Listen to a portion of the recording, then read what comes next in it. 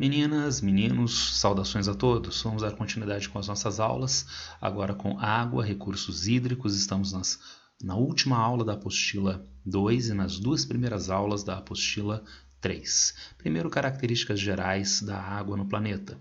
Coloquei aqui para vocês um esquema sobre o ciclo da água, os diferentes estados físicos que a água ocupa de forma dinâmica em diferentes partes da hidrosfera, que envolve tanto a superfície terrestre como partes do interior da Terra, camadas mais superficiais do subsolo, até regiões mais baixas da atmosfera, da troposfera.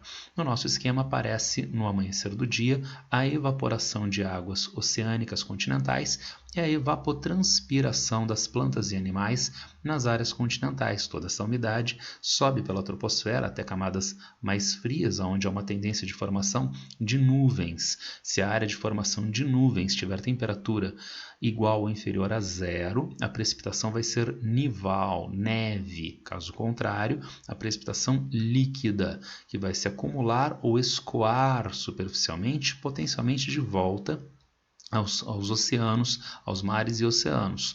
Ou ela pode também infiltrar, como aparece aqui nesse cantinho do nosso esquema, infiltrar em camadas interiores da Terra. Essa infiltração se dá por ação da gravidade e até regiões de maior impermeabilidade do solo. Acontece desta infiltração também ter um deslocamento. É bem interessante o esqueminha mostrando esse deslocamento em direção aos cursos d'água ou até mesmo em direção às áreas oceânicas. Se nós identificamos o ciclo da água na forma desta animação, agora na forma clássica do desenhinho, né? O esquema com o desenho da evapotranspiração, da formação de nuvens, precipitação líquida, precipitação nival, escoamento superficial, infiltração e potencial retorno às áreas oceânicas. Visto o nosso conhecidíssimo ciclo das águas, né? Desde o ensino fundamental, avancemos para outras características. As marés. Há uma variação diária das águas, do nível das águas oceânicas nas áreas litorâneas, que nós denominamos marés. Durante o dia, durante aproximadamente 24 horas, o menininho que está nessa porção da Terra, que está olhando para o oceano, vê primeiro uma maré baixa, passadas aproximadamente 6 horas. Passadas mais 6 horas, a água sobe novamente no litoral, chegando a uma maré alta novamente.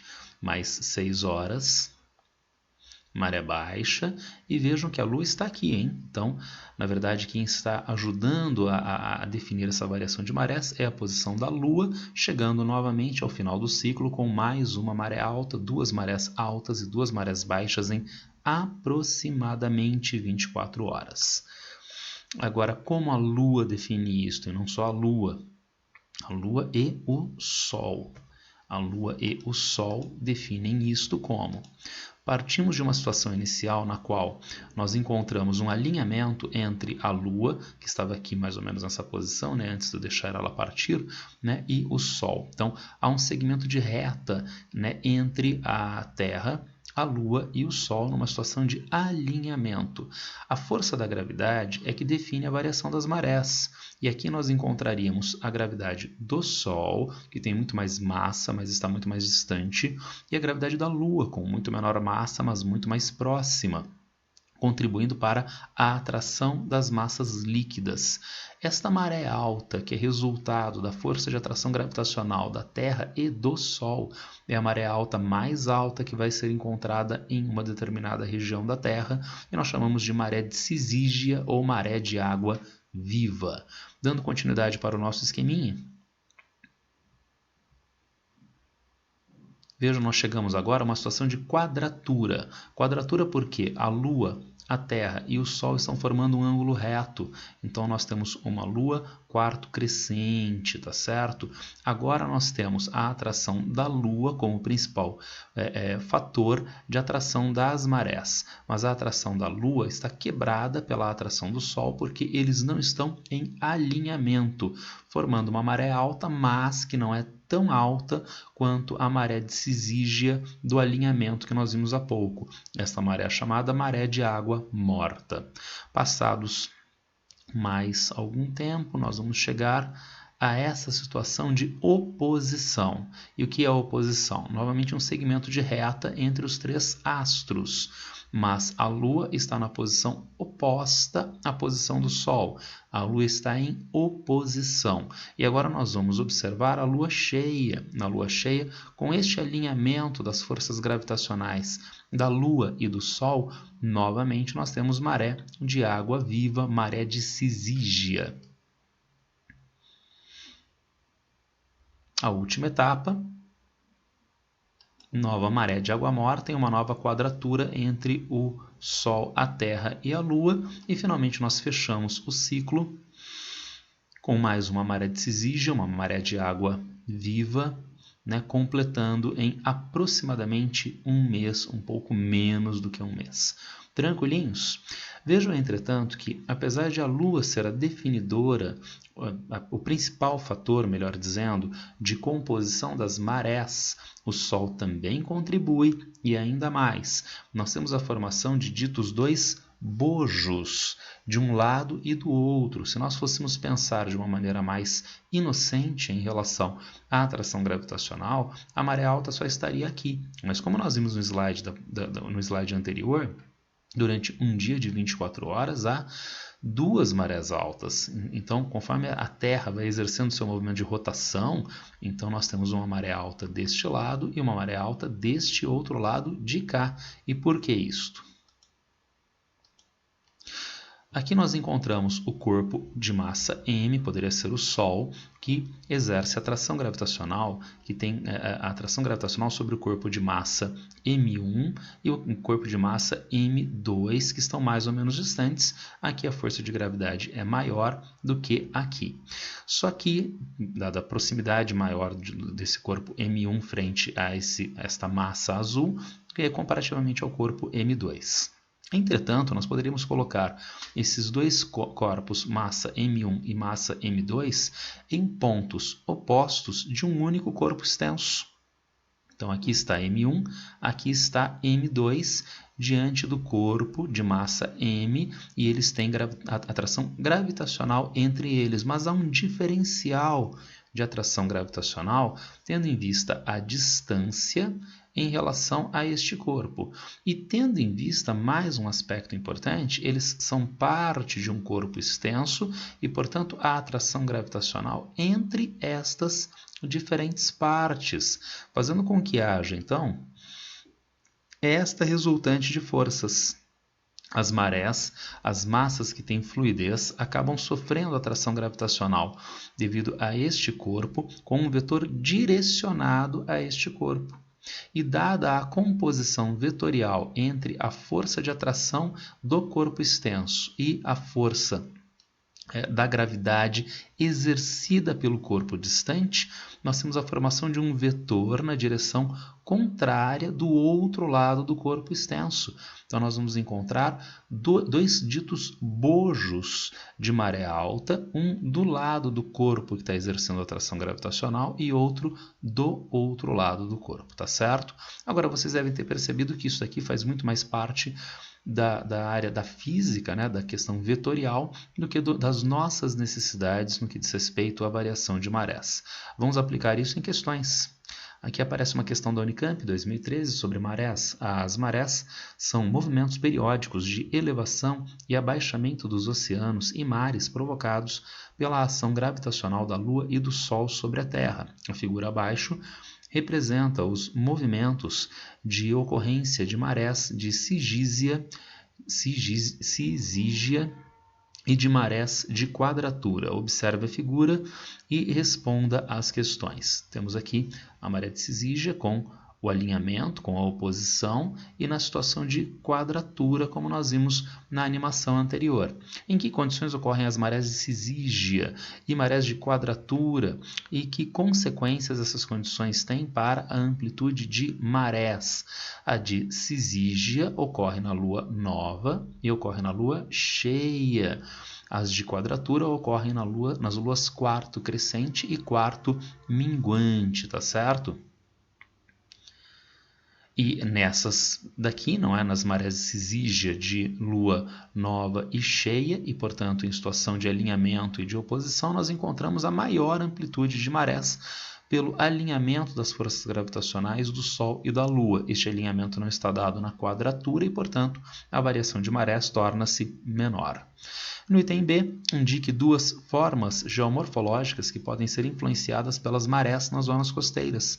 Como as marés têm uma relação com o transporte de sedimentos, com a destruição e produção de novos terrenos, então áreas como de planícies litorâneas podem ter bancos de areia, dunas, formados pela variação de marés.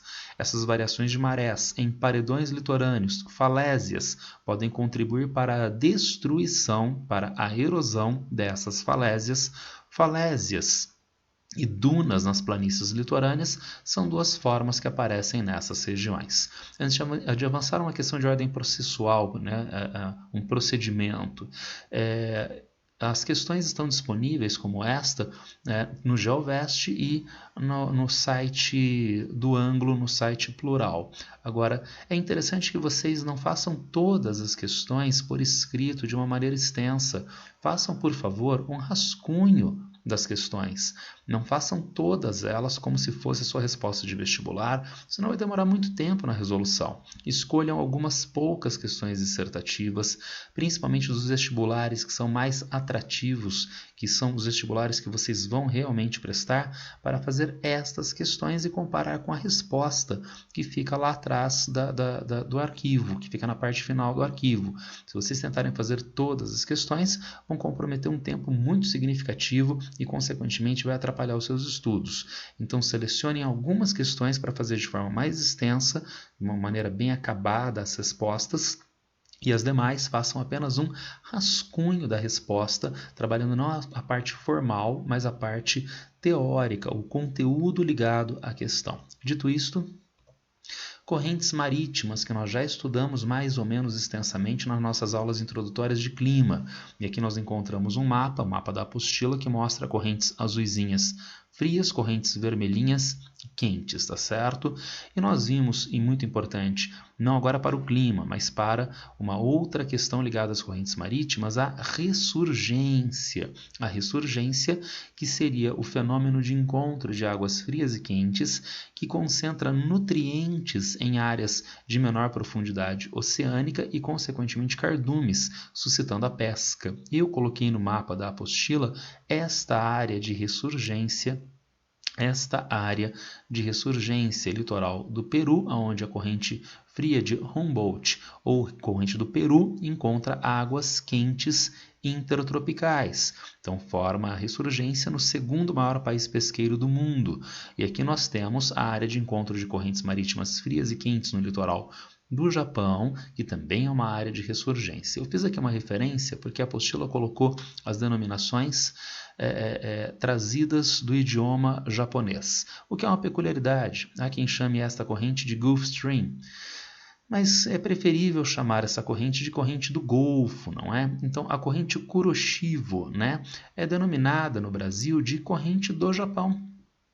A corrente Oyashivo é denominada no Brasil corrente das Kurilas, o conjunto de ilhas que fica mais aqui ao norte, tá legal? Sendo que Kuroshivo e Oyashivo são palavras de origem japonesa, mal traduzidas, desculpem, o meu japonês é muito ruim, né? Maré preta, Kuroshivo, e maré progenitora, né? Maré da vida, tá certo? A Oyashivo. São denominações no idioma japonês, mas nós temos uma denominação no português, uma denominação de uso mais internacionalizado para essas correntes, que é corrente do Japão e corrente das Kurilas, assim como há alguns que chamam esta corrente de corrente Gulf Stream, o que parece inclusive um pleonasmo, não é?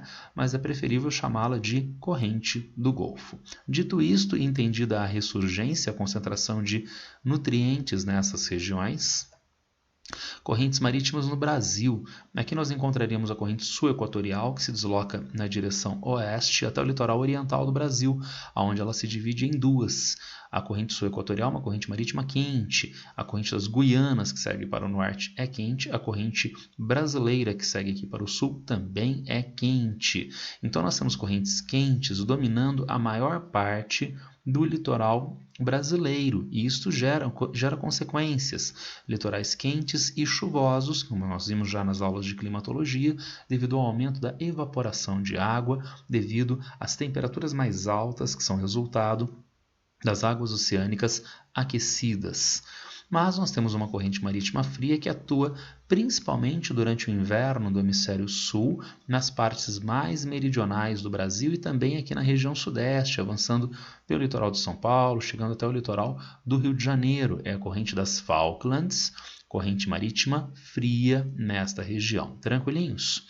Avançando, nós já fizemos essa questão em uma outra oportunidade, na nossa parte de climatologia. Vamos retomar essa questão agora com os nossos conhecimentos de oceanografia de correntes marítimas. Analise os dados de precipitação média anual para as localidades. Nós temos o Rio de Janeiro, uma precipitação relativamente alta, em Macaé, uma precipitação também relativamente alta, mas uma precipitação menor aqui em Cabo Frio, por volta de 700, 800 milímetros anuais. Todas essas localidades estão no estado do Rio de Janeiro, é uma pequena distância entre elas. Vejamos. A velha identificação desse setor costeiro de exceção, Cabo Frio, possibilitou interpretar a combinação de fatores que responde pela presença de aludido reduto de caatingas na referida região, segundo o texto do Absaber. Com base na análise dos dados de precipitação média anual, na localização das estações meteorológicas e em seus conhecimentos sobre a dinâmica climática e oceanográfica da região, responda: que fenômeno oceanográfico ocorre nas águas oceânicas de Cabo Frio? Corrente marítima fria que diminui a precipitação nessas regiões. Com a atividade de extração mineral conhecidamente associada à região de Cabo Frio, explique como um fenômeno natural que ocorre na região corrobora para a existência dessa atividade. Então, que recurso mineral seria este ligado ao oceano? Extração de sal marinho, que é viabilizado pela variação das marés, que traz uma grande quantidade de água salgada, o recurso sal, para áreas continentais durante a maré alta, e esse sal pode ser recolhido após a evaporação da água durante a retração da maré na maré baixa. Agora, esse processo vai se dar mais eficientemente se a pluviosidade na região for reduzida, e de fato nós temos uma baixa pluviosidade, tendo em vista a ação de corrente marítima fria. Qual a explicação física para a redução das precipitações em Cabo Frio e qual a sua manifestação na paisagem continental? A corrente fria, como a gente já tinha adiantado aqui no item A, é que reduz esta precipitação, que reduz as chuvas na região, inclusive dá margem na paisagem à formação de caatingas, como diz o texto base aqui no texto do Absaber. Tranquilinhos? Conseguimos responder a questão? Uma questão FUVEST 2020 de complexidade razoável, eu diria, e que envolve esses diferentes fatores naturais. Avançando, relevo submarino e direito internacional. Pensando no oceano, nós temos formações oceânicas de fundo de oceano que traduzem um relevo submarino. Como nós encontramos um relevo continental, encontramos também um relevo submarino. Nesta área, nós encontramos plataforma continental. Nesta área, a região do talude e como eles se caracterizariam. Plataforma continental é de formação sedimentar de baixa declividade. Então nós temos uma profundidade que aumenta lentamente nesta área de plataforma continental, que é uma continuidade do relevo continental. Essas áreas de formação sedimentar continentais despejam sedimentos para o oceano, que forma esta área de plataforma continental sedimentar. Normalmente é colocada a ideia de 200 metros de profundidade, o que é um vício da formação geomorfológica e em direito internacional dos Estados Unidos do final do século XIX. Os Estados Unidos é que buscavam pela primeira vez a delimitação do direito de exploração sobre áreas oceânicas às cercanias do seu território, estabelecendo esta noção de plataforma continental até uma profundidade de 200 metros desde a costa.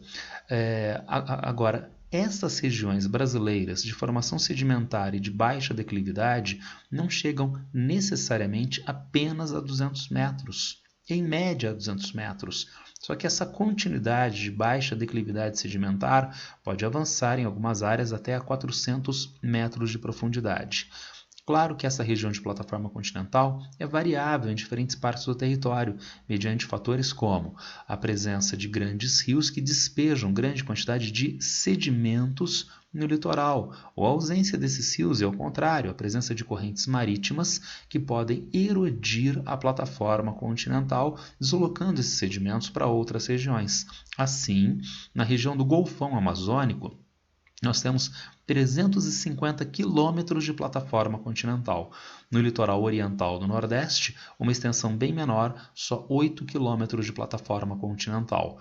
Terminada a plataforma, começa esta região, igualmente sedimentar, só que de alta declividade, chamada talude. Então veja, o talude chega a 350 quilômetros no Golfão Amazônico, o talude está bem mais próximo da costa, 8 quilômetros no litoral oriental do Nordeste, o talude de alta declividade, até nós chegarmos às regiões das planícies abissais oceânicas, que podem estar a 4, 5 mil metros de profundidade no Oceano Atlântico.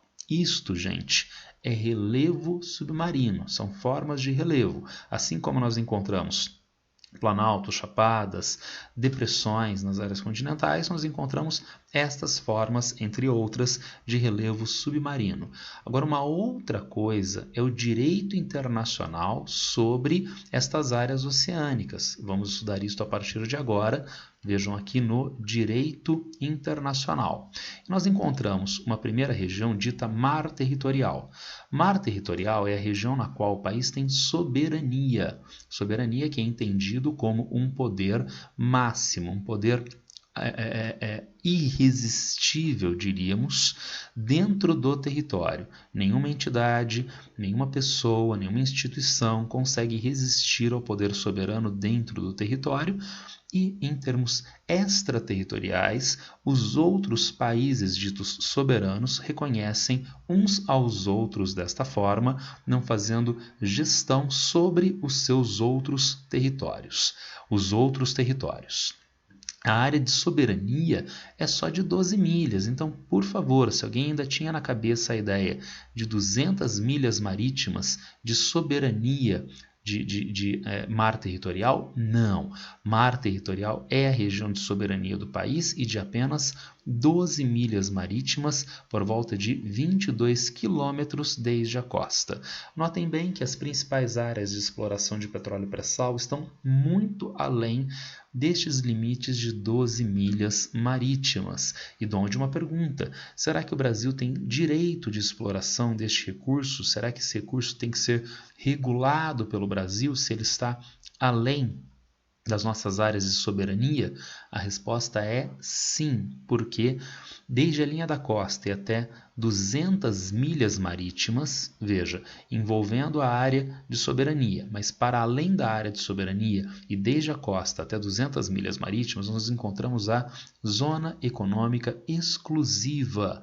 Nesta área, o país não tem soberania, mas ele tem, entre outros, a necessidade de regulação dos fluxos marítimos, do tráfego aéreo nessas regiões e também a exploração de recursos vivos e não vivos é regulada pelo país. Então, veja, o fluxo de embarcações é regulado pelo país detentor da Zona Econômica Exclusiva, inclusive autorizando ou não o trânsito de embarcações de guerra. É uma área de soberania do país? Não, mas é uma área que o direito internacional, no caso, a Convenção dos Direitos do Mar da ONU, da década de 1980, dá margem para o país signatário regular nesse trânsito de embarcações e principalmente a necessidade econômica, a regulação de exploração de recursos vivos e não vivos.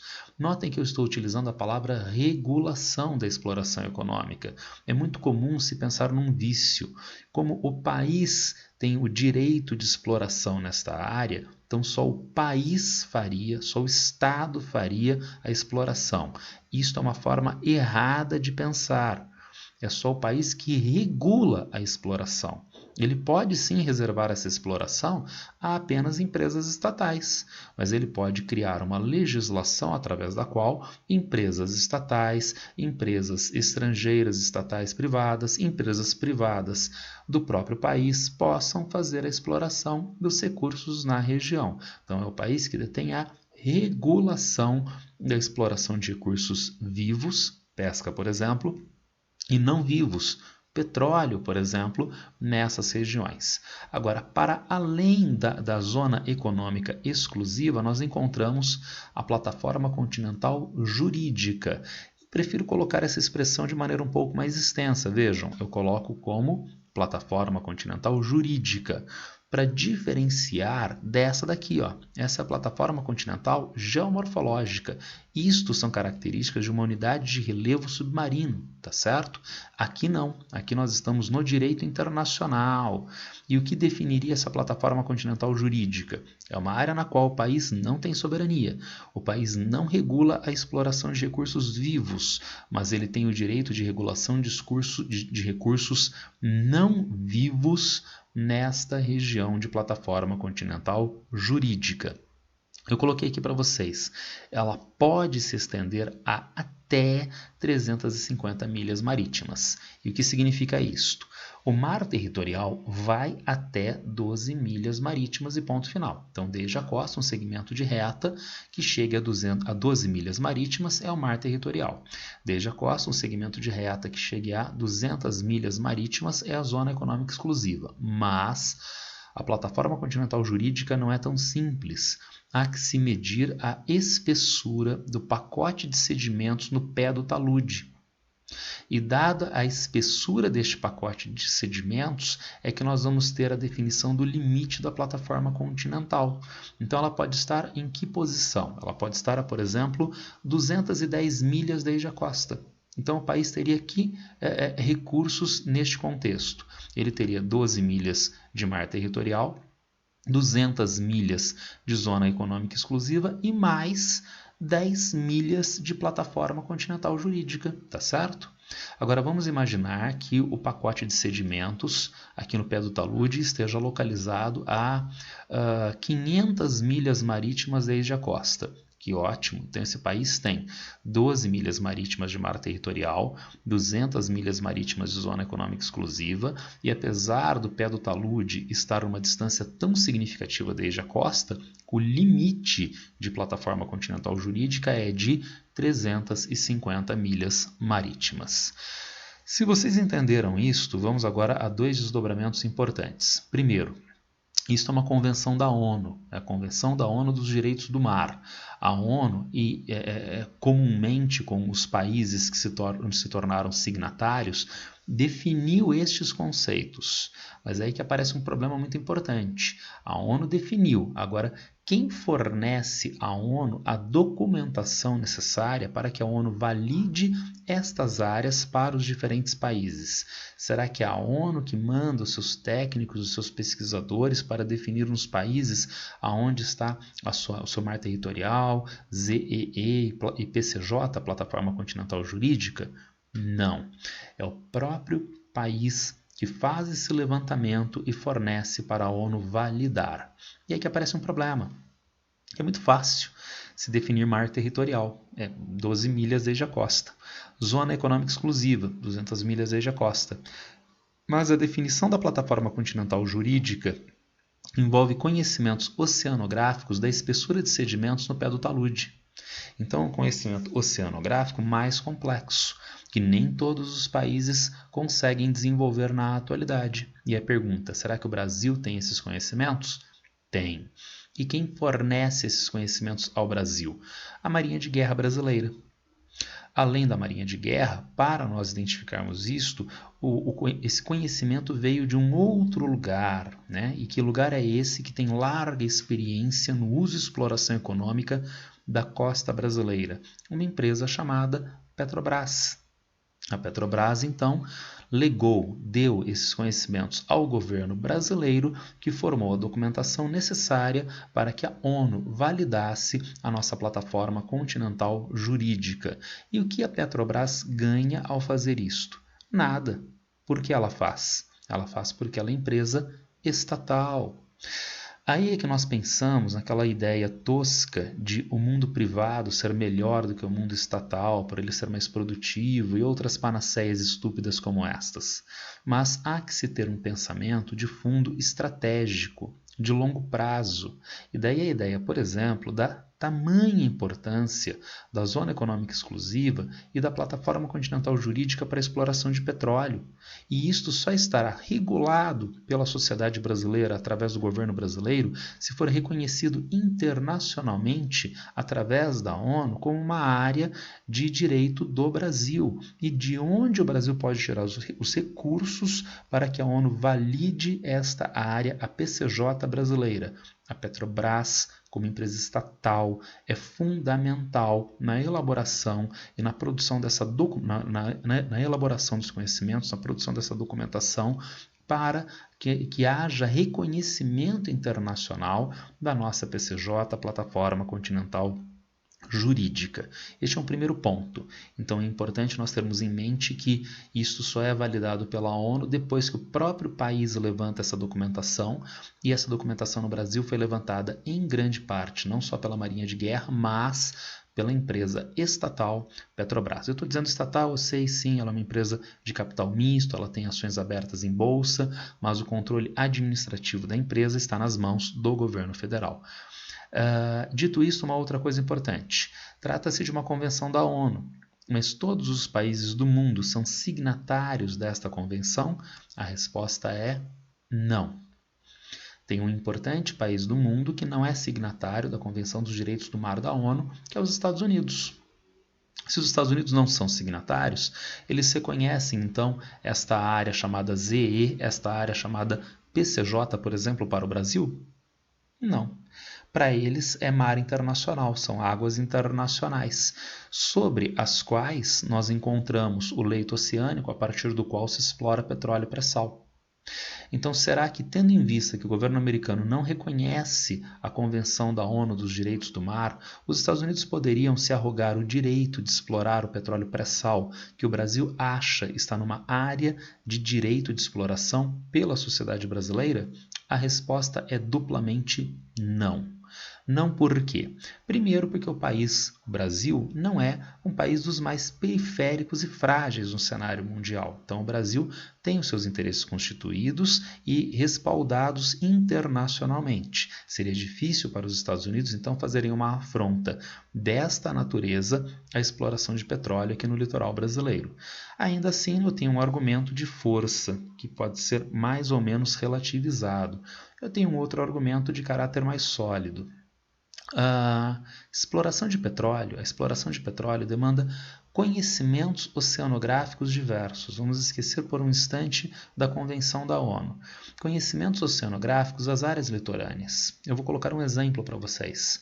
É reconhecido internacionalmente que a Petrobras é a empresa que consegue explorar petróleo em lâmina d'água de maior profundidade no mundo. A Petrobras consegue explorar petróleo a partir de perfurações no leito oceânico a mais de 2.500 metros de profundidade desde a superfície do oceano. Nenhuma empresa no mundo tem esta capacidade. No Golfo do México, no Mar do Norte, as explorações de petróleo ocorrem em lâminas d'água de muito menor profundidade do que aqui no litoral brasileiro, onde a Petrobras avança a 2.500 metros. Será que ela teria condições de explorar o petróleo com enorme facilidade nessas regiões do Mar do Norte e do Golfo do México? A resposta é não, porque a Petrobras não tem os conhecimentos geológicos, geomorfológicos destas regiões oceânicas para fazer a perfuração e a exploração do petróleo. Cada região do mundo tem uma digital, tem uma assinatura geomorfológica e são necessários esses conhecimentos geomorfológicos para fazer a exploração do petróleo. E aí que aparece um problema.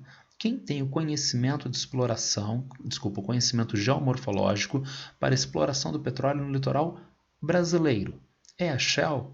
É a Exxon? Não, é a Petrobras. Então a Petrobras é fundamental para que haja exploração de petróleo aqui no Brasil.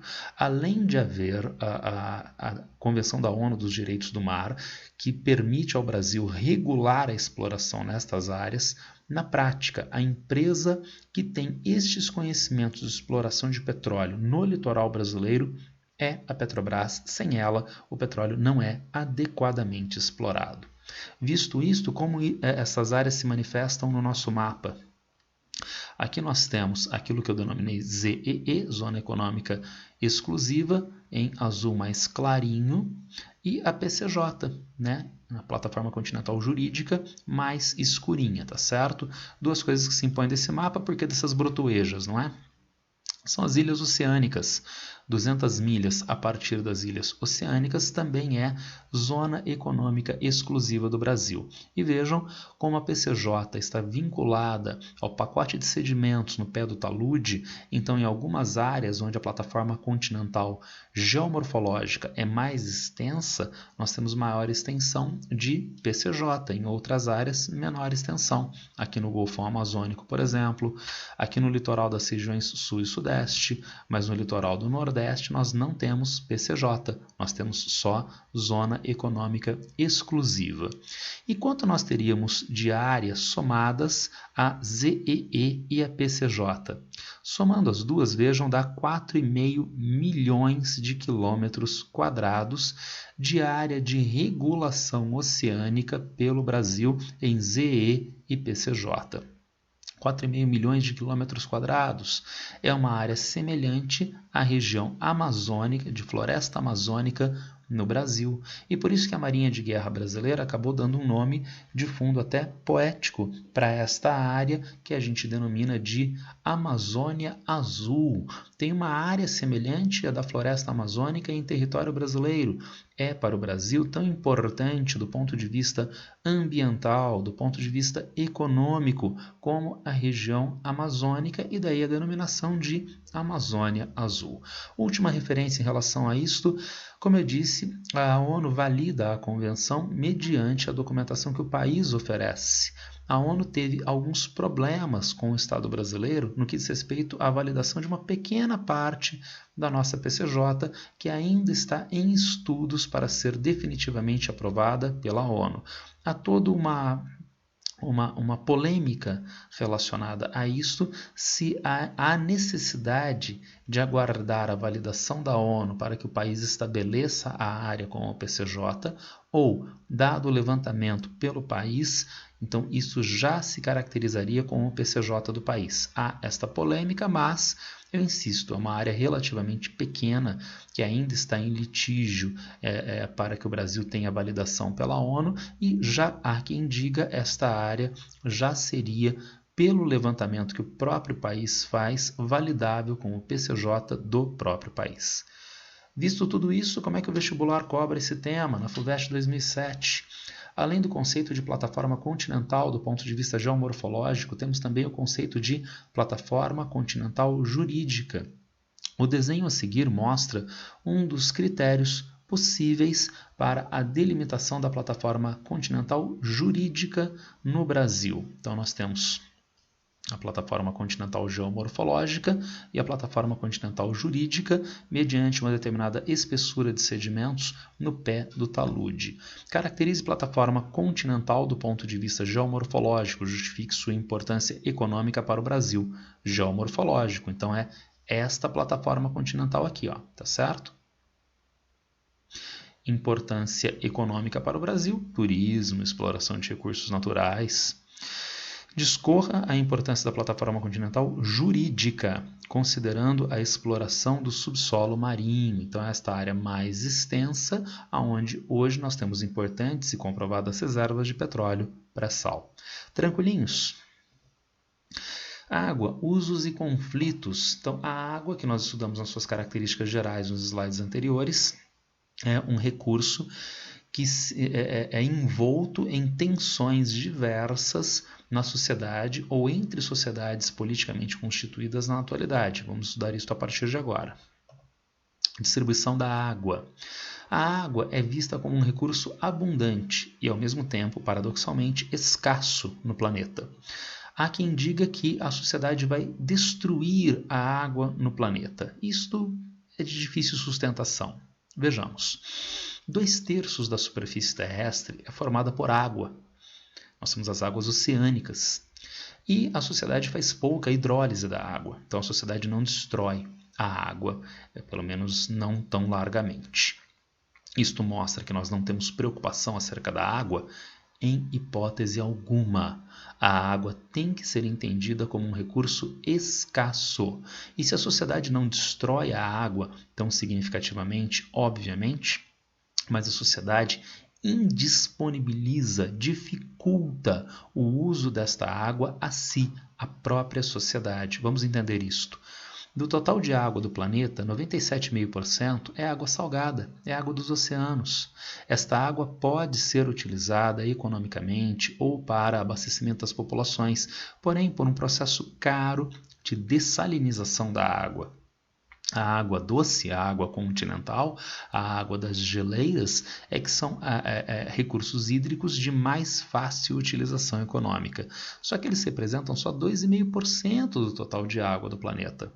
Para piorar a situação, do total de água do planeta, 1,8% está em geleiras, que são de muito difícil exploração para a maior parte da população mundial, e mesmo nos países onde as geleiras ocorrem, tendo em vista elas estarem nas partes mais setentrionais dos países do hemisfério norte, que são áreas de menor adensamento de população, menor adensamento de atividades econômicas. Dessa forma, então, são de difícil exploração. Águas subterrâneas são de mais fácil exploração continental, mas ainda assim elas demandam conhecimento e tecnologia de perfuração de poços artesianos, semi-artesianos e ainda mais conhecimento do abastecimento destas águas subterrâneas para que seja obtida uma quantidade de água que não esgote o recurso. Agora, a água mais fácil de utilização econômica, de utilização para abastecimento das populações, são as águas de rios e lagos, que representam 6 milésimos% de toda a água do planeta. E dessa forma nós temos sim esta água de fácil potabilização, uma água escassa.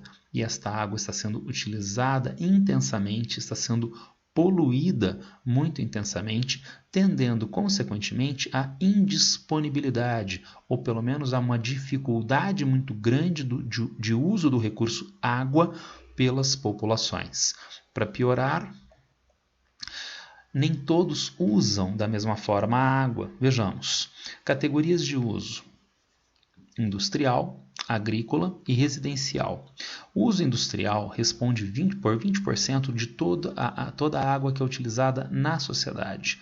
O uso agropecuário, inclusive com técnicas de irrigação, 70%, e o uso residencial, 10%. Isso traduz uma coisa muito importante. O uso residencial, o uso para consumo das pessoas em dessedentação, beber a água, matar a sede, dessedentação ou uso para higiene, é um uso do total social muito restrito. O maior uso é agrícola, ou nós poderíamos agregar o uso agrícola e industrial, porque aqui na residência a água é utilizada para necessidades pessoais. Aqui na indústria e na agricultura, a água é utilizada como um recurso econômico. A usina siderúrgica usa, por exemplo, minério de ferro. Minério de ferro é um fator de produção da indústria siderúrgica. Agora, não apenas minério de ferro para atividade econômica, como um todo, nós temos a água sendo utilizada na indústria e, portanto, é um recurso econômico, é um fator de produção, assim como na agricultura, para abastecimento dos animais de criação, para irrigação e assim sucessivamente. E, portanto, a sociedade usa intensamente água, usa a água acima dos limites de reposição natural? Aparentemente, sim. Agora, quem gera este maior gasto de água? É você, consumidor final? Não, é o uso econômico da água. E é aí que aparecem alguns problemas. Quais problemas? Primeiro, as campanhas de contenção do uso da água. Normalmente nós vemos campanhas publicitárias, são produzidas campanhas publicitárias para uso racional da água, que afeta principalmente a quem? Que é direcionada a qual público? Que é direcionada às residências, às pessoas finais, que são os que menos consomem água. E isto acaba tirando o foco da sociedade de quem mais usa e degrada este recurso hídrico e esgota este recurso hídrico, que é o uso econômico da água.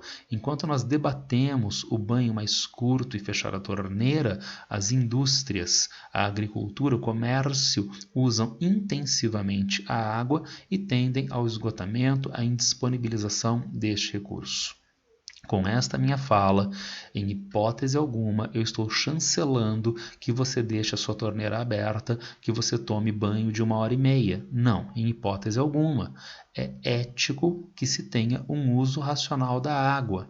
Mas para além do ético, há que se ter também um entendimento racional, crítico do processo, com uma sociedade que entende que o recurso é escasso e é muito utilizado economicamente, com vistas a que haja um uso racional desse recurso também como fator de produção, para que toda a economia, para que toda a sociedade possam continuar gozando deste recurso.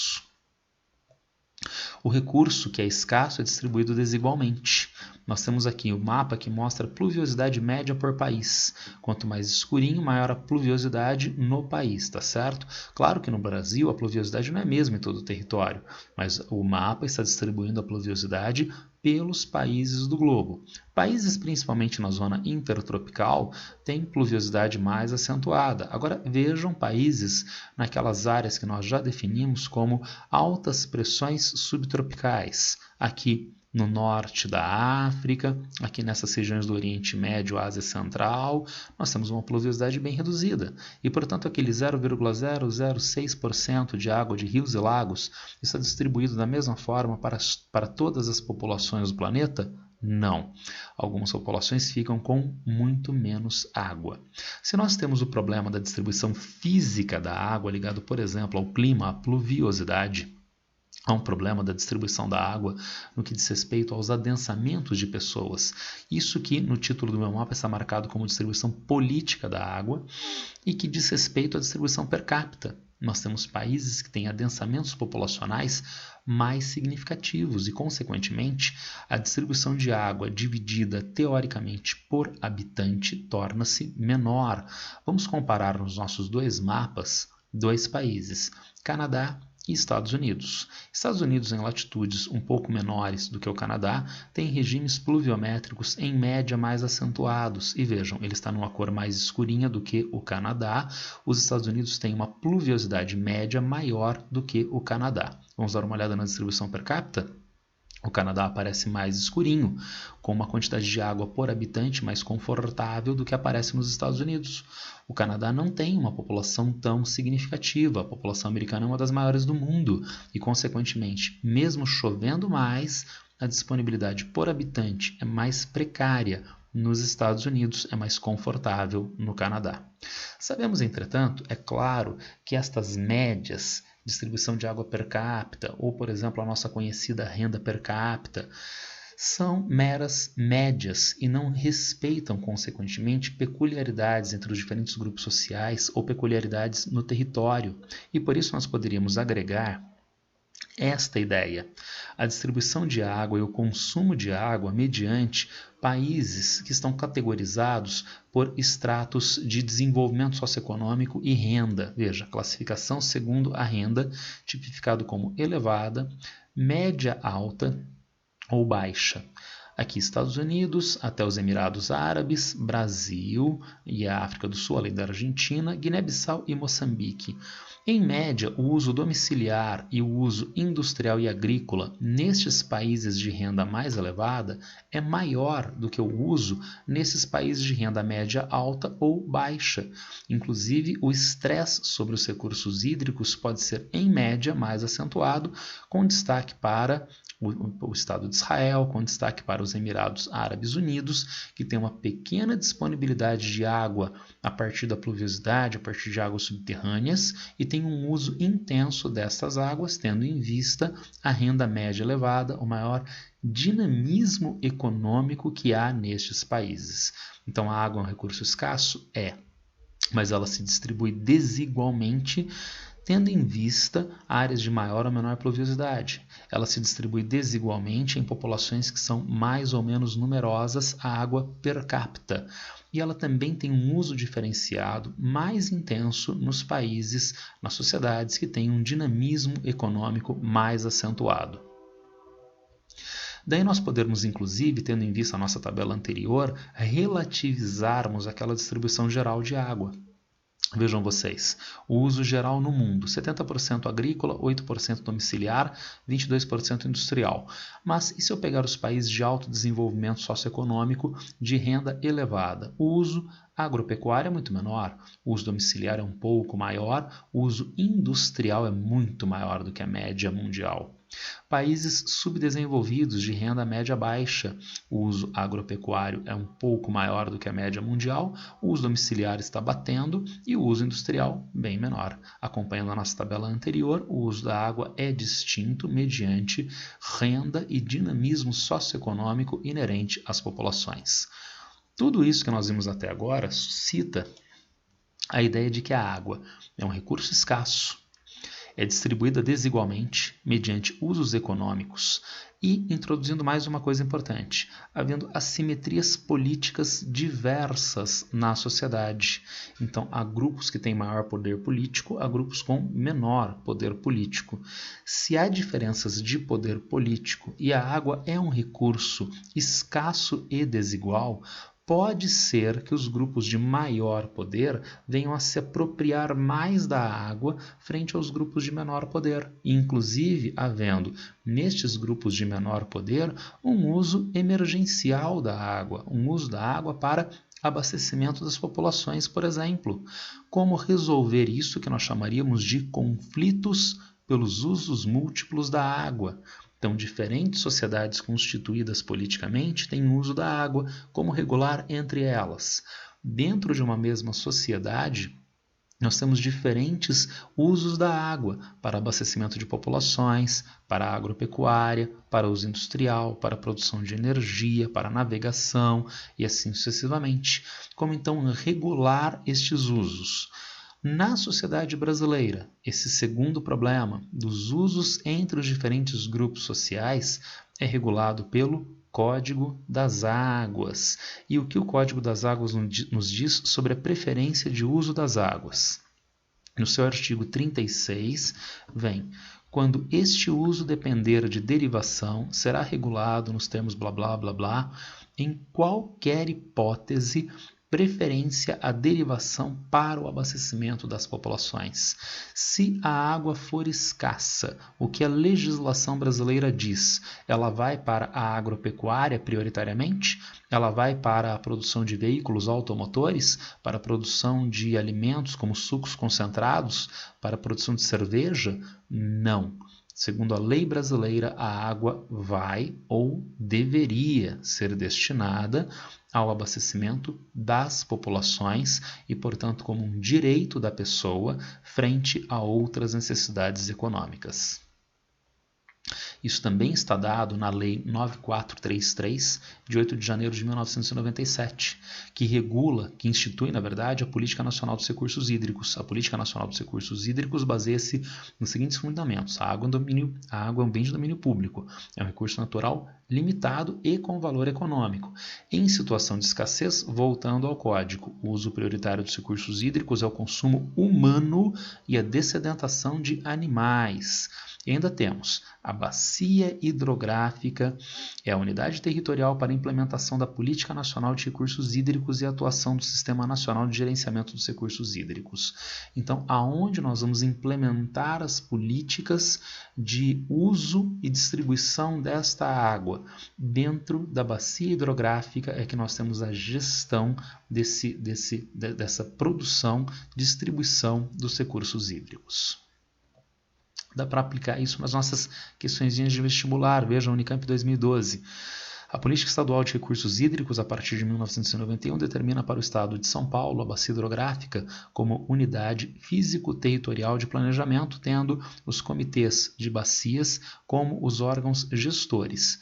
Considerando esta afirmação, responda o que é uma bacia hidrográfica, que elementos topográficos compõem uma bacia. Bacia é a área delimitada por um rio principal e pelos afluentes. Não são apenas o rio e os afluentes. Toda a área que é drenada por eles é a bacia hidrográfica. Então, são fatores topográficos delimitantes. As áreas elevadas de divisores de águas, as áreas elevadas de nascentes, o médio curso e a foz do rio nas regiões mais baixas. Aponte 2 tipos de conflitos de uso da água numa unidade de bacia hidrográfica, como nos slides anteriores. A ideia de uso industrial, agropecuário, produção de energia, navegação, diluição de poluentes, tudo uso, em grande parte, econômico de um lado, frente ao das populações, abastecimento das populações. Segundo a legislação brasileira, quem tem prioridade, segundo o Código Nacional das Águas, o abastecimento das populações. O Unesp 2015 lembra da crise de abastecimento de água? Em meio à crise de abastecimento de água, o Estado de São Paulo criou um conflito hídrico com o Rio de Janeiro acerca da captação e da utilização das águas do Rio Paraíba do Sul. O rio nasce em São Paulo, na Serra da Bocaina, e corta cidades paulistas, mineiras e fluminenses, até desaguar no Oceano Atlântico em São João da Barra, no Rio de Janeiro. A principal fonte de água para a região metropolitana do Rio de Janeiro hoje é o Paraíba do Sul, e não há outro manancial capaz de reforçar o abastecimento. No entanto, para São Paulo, o rio é o que oferece solução no mais curto prazo. Vamos ver o que a Unesp queria. Cite 2 fatores técnicos que explicam a disputa entre os estados de São Paulo e do Rio de Janeiro em relação ao uso da água do Rio Paraíba do Sul e indique 2 medidas que poderiam ser tomadas com o intuito de solucionar este problema em torno da gestão territorial dos recursos hídricos. Segundo a Política Nacional de Recursos Hídricos, então quem faz a gestão é a bacia hidrográfica, mas essa bacia está em 2 diferentes estados. 3, na verdade, em Minas Gerais também, além de São Paulo e Rio de Janeiro. As nascentes encontram-se em São Paulo, então São Paulo tem o primeiro uso da água, mas São Paulo não pode indisponibilizar a água para o restante do curso para as demais populações e, portanto, criando esta potencialidade de conflito entre as diferentes unidades federadas, que é resolvido através da Política Nacional de Recursos Hídricos com vistas à gestão partilhada desses recursos entre São Paulo, Minas e Rio de Janeiro. Mas não apenas uma ideia de gestão partilhada, mas a ideia de investimentos e distribuição adequada da água mediante prioridades da população e da atividade econômica e de forma racional, para que o recurso não seja desperdiçado e possa ser utilizado adequadamente para todas essas populações. Visto isso, ainda mais um conceito, água virtual, consumo de água no processo produtivo. Então, vamos pegar aqui, por exemplo, manteiga. Quanto de água nós temos na manteiga? Manteiga não tem água nenhuma? Não, tem 18 mil litros de água por quilo de manteiga. E na carne, quanto de água tem na carne? Tem água na carne? Tem. Por quilo de carne, 17 mil litros de água. A água virtual é um conceito interessante. através do qual nós pegamos a quantidade de água que é consumida em todo o processo produtivo, em toda a cadeia produtiva, dividida pela quantidade de mercadoria que foi produzida.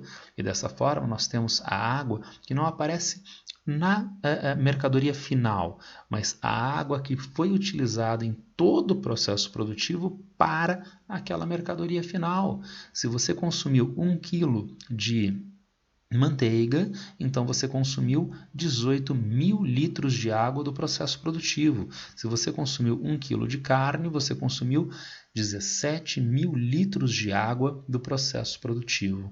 Esse conceito é interessante porque através dele dá-se uma percepção de consumo de água na sociedade. Então eu não estou vendo o consumo de água quando eu compro manteiga no supermercado, quando eu compro carne no açougue. Através da ideia de água virtual, então isto torna-se manifesto à sociedade que pode ter um novo recurso de melhor gestão deste recurso hídrico. Se vocês entenderam isto, vamos então a uma crítica à ideia de água virtual. Os críticos dizem é um conceito inócuo. Porque sim, foram consumidos 18.000 litros de água no quilo de manteiga, foram consumidos 17.000 litros de água no quilo de carne. Mas veja, o processo produtivo destruiu esta água? Não. A água tem um funcionamento cíclico na sociedade. Desculpa, um funcionamento cíclico na natureza. Então, esses 18.000 estão dentro do ciclo da água, estão disponíveis em outras condições, em outras partes da chamada hidrosfera, assim como os 17.000 litros que foram utilizados para o quilo de carne. Dessa forma, os críticos diriam que o conceito de água virtual é inócuo, não serve para nada, porque o ciclo da água mantém o total de água no planeta. Nós vamos validar estes críticos? Óbvio que não, nós não vamos validar esses críticos. Olha aqui a crítica. Mas e quanto à água que volta à natureza no ciclo da água? Dizem os críticos. A eles nós respondemos: a captação e destinação distintas do ciclo natural. Então, através do conceito de água virtual, nós já estamos antevendo que o ciclo natural está sendo redirecionado com uma série de impactos, consequentemente, ambientais e socioeconômicos. E o conceito de água virtual já está apontando para isto, o que vai ser definitivamente evidenciado no conceito de pegada hídrica. Então, aqui nós temos a água consumida em todo o processo produtivo. Na pegada hídrica, nós temos determinados vieses de uso que mostram como a água que estava no seu ciclo natural vai ser redirecionada para uma determinada utilidade social e, consequentemente, outros setores da sociedade podem ficar sem água em quantidade, em qualidade. Que pegada hídrica é esta? É dividida em 3 partes. Pegada hídrica azul, águas superficiais e subterrâneas. Quem usa água superficial e subterrânea? Uso urbano industrial e uso agropecuário. As áreas de maiores concentrações de população, as áreas de maior dinamismo econômico na agropecuária e na indústria, são áreas que estressam os recursos hídricos superficiais e subterrâneos. Tem uma pegada hídrica significativa. Pegada hídrica verde, redirecionamento da água da chuva. Quem usa a água da chuva? Principalmente agricultura comercial. Na Europa Ocidental, no sul e sudeste da Ásia, Extremo Oriente, nas áreas dos cinturões agrícolas dos Estados Unidos, aqui na região sudeste, no Pampa argentino, no sudeste do Brasil, no Pampa argentino. Então, a pegada hídrica verde significativa. E, finalmente, a pegada hídrica cinza, que diz respeito à água necessária à diluição de poluentes. Poluentes residenciais, esgotamento residencial ou esgotamento industrial. Daí a pegada hídrica cinza, que ocorre nas áreas de maior adensamento de população e de atividades industriais mais fortes. Daí a ideia de água virtual, a água em toda a cadeia produtiva e o seu desdobramento também, pegada hídrica, a água que é consumida em diferentes setores da sociedade, quebrando, redirecionando o ciclo natural da água. Água virtual é um conceito muito importante, então, que pode ter dois usos, um uso conservador e um uso progressista crítico. Como nós vamos diferenciar essas duas coisas? O conservadorismo tem base naquilo que é base do entendimento da nossa sociedade, que é o indivíduo. Enquanto o uso progressista, ele vai criticar exatamente este viés individualista, entendendo processos que são contraditórios e geram inúmeros problemas na sociedade. Então, sempre que a gente focar a análise no indivíduo e principalmente com um viés moralista, esta análise é conservadora, esta análise é reacionária. Se eu estou centrando a análise não no indivíduo, mas nos processos intrínsecos, aí esta análise é de fundo progressista, é de fundo crítico. Vamos àqueles exemplos. Violência urbana é um problema contemporâneo. Agora, como nós resolvemos violência urbana? Já sei. A culpa é das pessoas. Existem pessoas que tendem ao crime, são ladrões, são homicidas e assim sucessivamente. Então, qual vai ser a solução disto? A solução vai ser a penalização. Põe na cadeia, coloca essas pessoas para sofrer, e daí o sofrimento gera intimidação e a pessoa não vai para o crime. Esta análise orbitou o tempo todo o quê? O indivíduo. A culpa é do indivíduo. E como nós resolvemos? Através de uma punição ao indivíduo. Como eu coloquei a sociedade nesse primeiro momento de análise? Não coloquei. De onde surge uma pergunta? Estranho, né? Existem muitos indivíduos que rompem a lei na periferia das grandes cidades brasileiras, São Paulo, Rio de Janeiro. Mas na periferia de grandes cidades da Noruega, da Suécia, tem menos indivíduos transgressores da lei. Por que será? Talvez porque nessas localidades a distribuição da renda, a distribuição dos recursos materiais, a distribuição dos recursos políticos se dá de uma maneira muito melhor do que ocorre nas grandes cidades brasileiras. Então, para evitar a criminalidade, a gente não tem que apenas prender o criminoso. Nós temos que reformar a sociedade com vistas a que a gente elimine as causas profundas desta criminalidade. Esta segunda análise do crime está orientada para as estruturas da sociedade, para as contradições das estruturas da sociedade. Esta análise é progressista, esta análise é crítica. Com a água virtual, eu posso fazer a mesma coisa. Aqui está um uso conservador, consumo consciente. Agora que você já sabe do conceito de água virtual, e se você comer manteiga ou carne, então a culpa do consumo de água no mundo é sua. Então você é que é o responsável, necessário e suficiente para corrigir os problemas de consumo de água no planeta. Está certo? Dificilmente. Então, vamos imaginar, as pessoas tendem hoje a um cotidiano que é cada vez mais opressivo, que comprime o espaço e o tempo para as pessoas. Pessoas que vivem em um ambiente que já rompeu há muito a lógica familiar nuclear tradicional. A pessoa mora sozinha, a pessoa trabalha em jornadas longas de trabalho. Existem pessoas que fazem tudo isto e optam pelo veganismo? Sim, tem. Agora, tem muitas pessoas que não sabem e ou não conseguem fazer uma opção não apenas pelo veganismo, mas uma opção por uma alimentação que tenha sustentabilidade ambiental, tendo em vista o seu cotidiano, que é opressivo, tendo em vista, frequentemente, a carência até mesmo de conhecimentos. Então, adianta eu apontar um dedo opressor para essas pessoas? Não, não adianta. Não vai resolver o problema. Há necessidade de se pensar o problema estruturalmente, socialmente, para que a gente possa, de maneira aí sim, teoricamente sustentada, superar o problema. Mas o conceito de água virtual não é aplicado apenas nessa lógica individualista conservadora. Ela é aplicada em uma lógica progressista, veja, desdobramentos do conceito em termos políticos, econômicos, como eu estava sugerindo já no exemplo anterior. E também geopolíticos. Nós temos o mapa da apostila que mostra exportação de água virtual.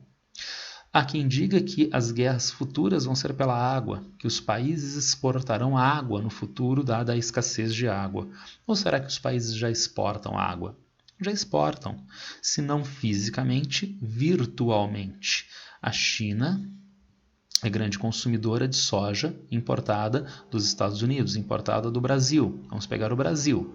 O Brasil tem na soja uma atividade agroindustrial de muito intenso consumo de água. E, portanto, quem gerou uma enorme pegada hídrica verde na produção de soja? O Brasil, a sociedade, o território brasileiro. A China vai consumir essa soja. Mas quanto que ela gastou de soja, quanto ela gastou de água lá no seu território? Nada. Então, na verdade, o Brasil não exporta só a soja. O Brasil exporta a soja e um vale-brinde, né? Um brinde sem custo para a China, que é a água que nós consumimos no nosso território e foi de graça para o outro país. E isso é importante para orientar as políticas públicas. Se nós vivemos em um país que nos últimos anos reprimariza as exportações, prioriza exportações de soja, de minério de ferro, são setores primários de baixo valor agregado de exportação de produtos e que têm um muito intenso consumo de água, degradam o território, degradam o meio ambiente, esgotam o recurso hídrico para exportação de um produto de baixo valor agregado que não dinamiza a sociedade que faz a exploração. Então, tendo em vista todos esses vieses, inclusive o entendimento do conceito de água virtual, a sociedade precisa se estruturar prioritariamente ou massivamente pela exportação de commodities agrícolas minerais? Claro que não. Vejam que nós temos, nesse caso, um segundo uso do conceito de água virtual, que não está apontando um dedo acusador para uma pessoa individual. Esse conceito está entendendo processos sociais, está sendo aplicado no entendimento de processos sociais. É, portanto, um uso crítico, progressista do conceito de água virtual.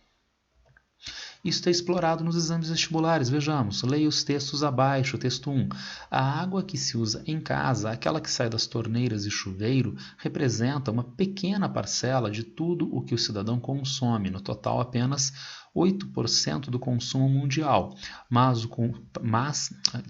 para o consumidor doméstico, os restantes 90% vêm na forma de uma água invisível que está dissolvida nos mais variados produtos que consumimos e atividades que realizamos. A agricultura, de longe, é responsável pelo maior consumo de água, cerca de 70% do que é extraído dos rios e aquíferos se destina à produção agropecuária. A indústria é responsável pelos 22% restantes. Então, nesse texto 1, nós temos não apenas a distribuição da água, em média, no mundo, em agricultura agropecuária, indústria e residências, como ele já está introduzindo o conceito de água virtual.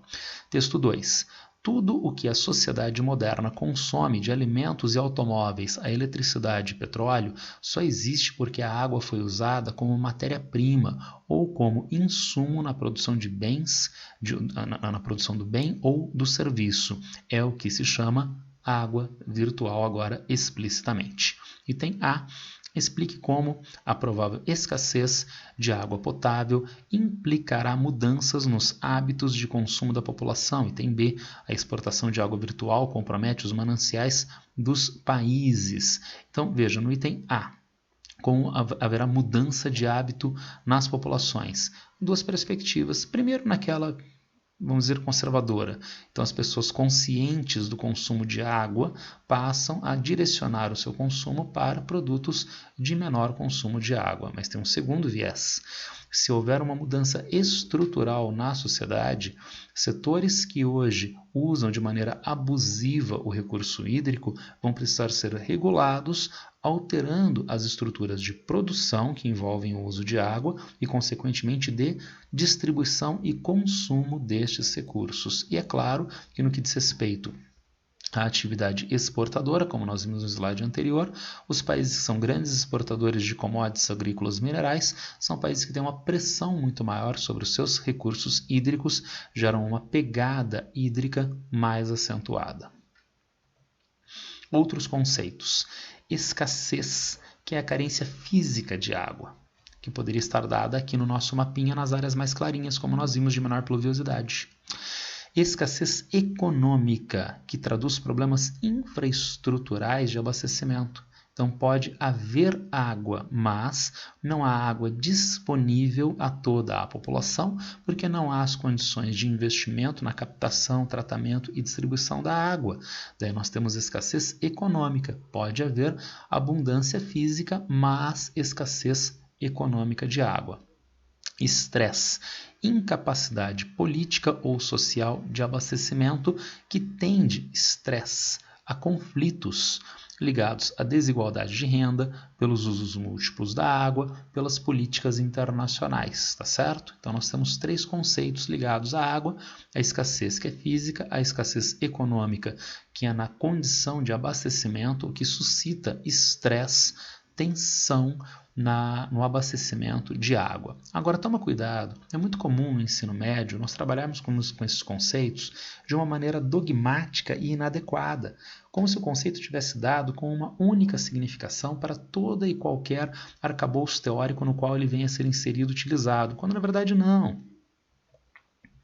Utilizando esse especialista, Wagner Ribeiro, no livro Geografia, Política e Gestão Internacional dos Recursos Hídricos, ele destaca que não há um consenso acerca destes conceitos de escassez hídrica e de estresse hídrico. Então, há que se pensar num uso conceitual, mas fiquem mais ou menos tranquilos, porque não há entre os especialistas uma melhor definição destes conceitos ainda na atualidade. Entretanto, tendo em vista a potencialidade de conflitos, aonde, em quais escalas, de que maneira eles se manifestam, conflitos pela água em escala mundial. A nossa apostila traz este mapa que pontua áreas onde nós temos conflitos por água no mundo. Vamos escolher algumas dessas áreas e estudar mais aprofundadamente. Começando com Israel-Palestina.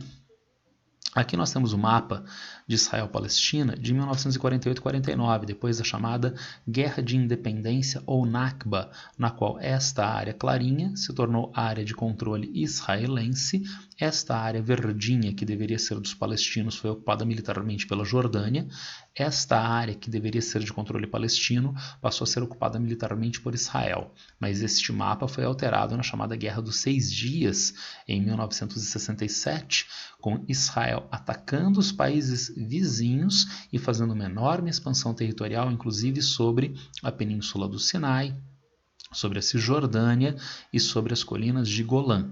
Destas áreas, esta região já foi devolvida ao Egito no acordo de paz entre Israel e Egito, o acordo de Camp David. As demais áreas, a faixa de Gaza, a Cisjordânia e as colinas de Golã, continuam sob controle de Israel. Agora, por que Israel veio a ocupar estas regiões? São inúmeros fatores. Agora, para estas duas, Cisjordânia e colinas de Golã, há um fator importante, entre outros, não é o único, que é o acesso à água. São regiões do Oriente Médio que têm carência no abastecimento físico de água. Entretanto, nessa região das colinas de Golã, nós temos as nascentes do Rio Jordão, nós temos aquíferos. Esses aquíferos também se manifestam nessas regiões da Cisjordânia, sendo que ela acessa nas suas porções orientais as margens do Rio Jordão até o Mar Morto e, portanto, a ideia de Israel de ter controle territorial sobre áreas que disponibilizem recurso hídrico, água, para suas necessidades. Necessidades de assentamento de populações, necessidades geopolíticas de soberania alimentar, de garantia de abastecimento de insumos agropecuários para a população final e para as diferentes cadeias produtivas agroindustriais que demandam estes recursos. Se nós entendemos que a água é um fator de tensão na região, na Guerra dos 6 Dias, no controle israelense sobre a Cisjordânia e sobre a região de Golã, isso se desdobra até a atualidade na relação entre Israel e palestinos, em especial nesta região de Gaza, onde nós temos, junto com a Cisjordânia, remanescentes de populações palestinas, principais remanescentes de populações palestinas. Como a região é árida e semiárida, quem que viabiliza, como se viabiliza o abastecimento dessas regiões? Aqui aparece um dos principais emissários de águas, que sai das regiões de aquíferos de nascentes aqui no norte de Israel e se desloca abastecendo áreas até as suas partes meridionais. Aqui nessas regiões da faixa de Gaza, não há cursos d'água para abastecimento das populações. Então, as populações são abastecidas através do emissário de águas da infraestrutura de Israel. Como há tensões políticas entre palestinos e o governo de Israel usa esta água como um instrumento de pressão contra os palestinos. Em caso de tensão política entre os palestinos e o governo de Israel usa a indisponibilização de água contra os palestinos. Se eles não têm água confiável por parte do emissário oriundo de Israel, de onde esses palestinos vão retirar água? Primeiramente, águas subterrâneas, mas trata-se de uma região litorânea, o que gera um problema potencial, a salinização destas águas subterrâneas. Olha o esqueminha que nós vimos lá no começo da apresentação. Nós temos as águas subterrâneas com deslocamento em direção a partes baixas. Águas que vêm do oceano e têm infiltração e deslocamento em direção ao continente, mas elas não avançam tão significativamente pela pressão das águas subterrâneas continentais. Vamos imaginar que isso seja a faixa de Gaza. Então, nas áreas continentais, são produzidos poços para a retirada desta água para abastecimento das populações. Diminuindo a quantidade, a pressão de água subterrânea nestas áreas, as águas subterrâneas oceânicas avançam sobre essas regiões e, eventualmente, a água subterrânea, a água do poço, está salobra, está com sal, indisponível ao consumo, como está marcado aqui no nosso slide, tendência de salinização. Isso não acontece só na faixa de Gaza. Por exemplo, o uso intenso do território para urbanização, para assentamentos imobiliários na Flórida, nos Estados Unidos, aumentou a pressão sobre os recursos hídricos, aumentando o consumo de águas subterrâneas na Flórida e havendo a infiltração de águas marinhas nas águas subterrâneas continentais com igual salinização. Então, não é um processo que ocorre sui generis, só aqui na região da faixa de Gaza, é um processo que ocorre em diferentes partes do mundo, inclusive na Flórida, nos Estados Unidos. Avançando, Turquia, Síria e Iraque. Aqui nós temos a região da Síria e da Turquia. Síria e Iraque. E Turquia aqui do outro lado.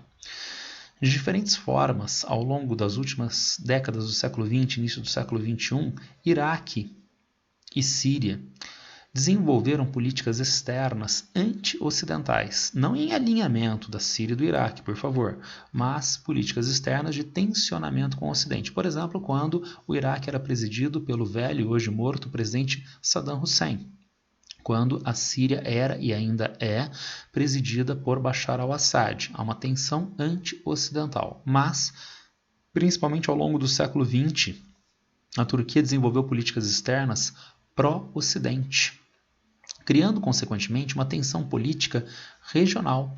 Países que têm vieses anti-ocidental tensionando com a Turquia, que tem um viés pró-Ocidente. Nessa tensão, a Turquia tem uma vantagem sobre a Síria e sobre o Iraque. Qual é a vantagem da Turquia? A Síria e o Iraque estão em áreas desérticas. E só há possibilidade de assentamentos de populações, produção agropecuária, devido a dois cursos d'água permanentes, os rios Tigre e Eufrates. Só que esses rios têm nascentes nestas regiões da Turquia. A Turquia tem o alto curso, então ela tem o primeiro uso destas águas, podendo disponibilizar estas águas em menor quantidade para as populações sírias e iraquianas, uma vantagem no uso geopolítico da água de um país, a Turquia, sobre outros países, a Síria e o Iraque. Trata-se, portanto, segundo o que nós vimos anteriormente, de estresse hídrico, conflitos pela água entre diferentes países. Índia, Paquistão e Bangladesh. Aqui nós temos a região da Caxemira. Trata-se de uma região da Ásia centro-meridional. Esta região é uma região litigiosa, é uma região que está sob disputas de principalmente 3 países. A Índia, que detém hoje o domínio mais extenso sobre a Caxemira, mas também a China e o Paquistão. As maiores tensões, inclusive militares, se desenrolaram nas últimas décadas entre Índia e Paquistão. E por quê? Porque aqui na Caxemira nós temos nascentes de rios, inclusive da bacia do Indo, que se desloca e atravessa todo o território paquistanês. Se na Índia o clima que nós já vimos é monsônico e chove muito, chove abundantemente durante o verão, aqui no Paquistão os climas são áridos e semiáridos. As atividades econômicas e o abastecimento da população são garantidos através das águas do Indo, mas o Paquistão não tem garantia de abastecimento dessas águas, tendo em vista as nascentes estarem dadas em áreas de controle indiano. Daí a pressão paquistanesa para que haja soberania do Paquistão sobre essas regiões. O motivo palpável é a água. Em política externa, há sempre um motivo declarado que busca estar vinculado a valores universais, a direitos humanos. No caso, o Paquistão argumenta a necessidade de anexação da Caxemira, tendo em vista a maioria de população muçulmana no país Paquistão, que seria igual à maioria de população muçulmana na Caxemira indiana, sendo que a Índia é um país laico, mas de maioria de população hinduísta. Então, a similaridade cultural, histórica, religiosa entre a população paquistanesa e a população da Caxemira indiana é que é utilizada pelo Paquistão para legitimar essa sua demanda, para legitimar. Agora, o que ele busca sobre esse controle territorial? O país Paquistão busca o controle sobre as nascentes dos cursos d'água tão importantes para a segurança do seu território. Além deste padrão de conflito, nós temos um outro, entre agora a Índia e Bangladesh, e na outra importante bacia da região, que é a bacia do Ganges, que atravessa estas regiões de planícies historicamente ocupada pela agropecuária na Índia. São áreas de planície ocupadas pela agropecuária, aumentando consequentemente a erosão do solo e a deposição dos sedimentos em Bangladesh.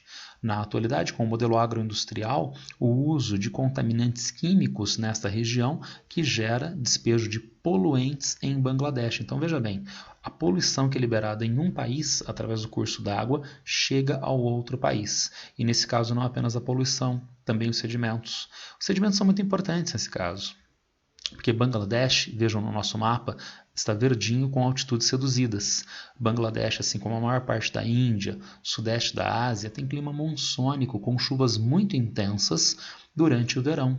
Chuvas muito intensas, foz de rio, só que um rio crescentemente assoreado, aterrado, de profundidade reduzida devido à carga de sedimentos que é oriunda desta região da planície do Ganges, do uso agropecuário na Índia. Consequentemente, com as chuvas intensas, o rio assoreado vai inundar uma área mais extensa. Então, problema de inundação, problema de a oferta de poluentes para Bangladesh pelo uso destas águas em território indiano. Bolívia, Cochabamba, onde houve a Guerra da Água, que é um assunto sempre atual desde os anos 1990. E por quê?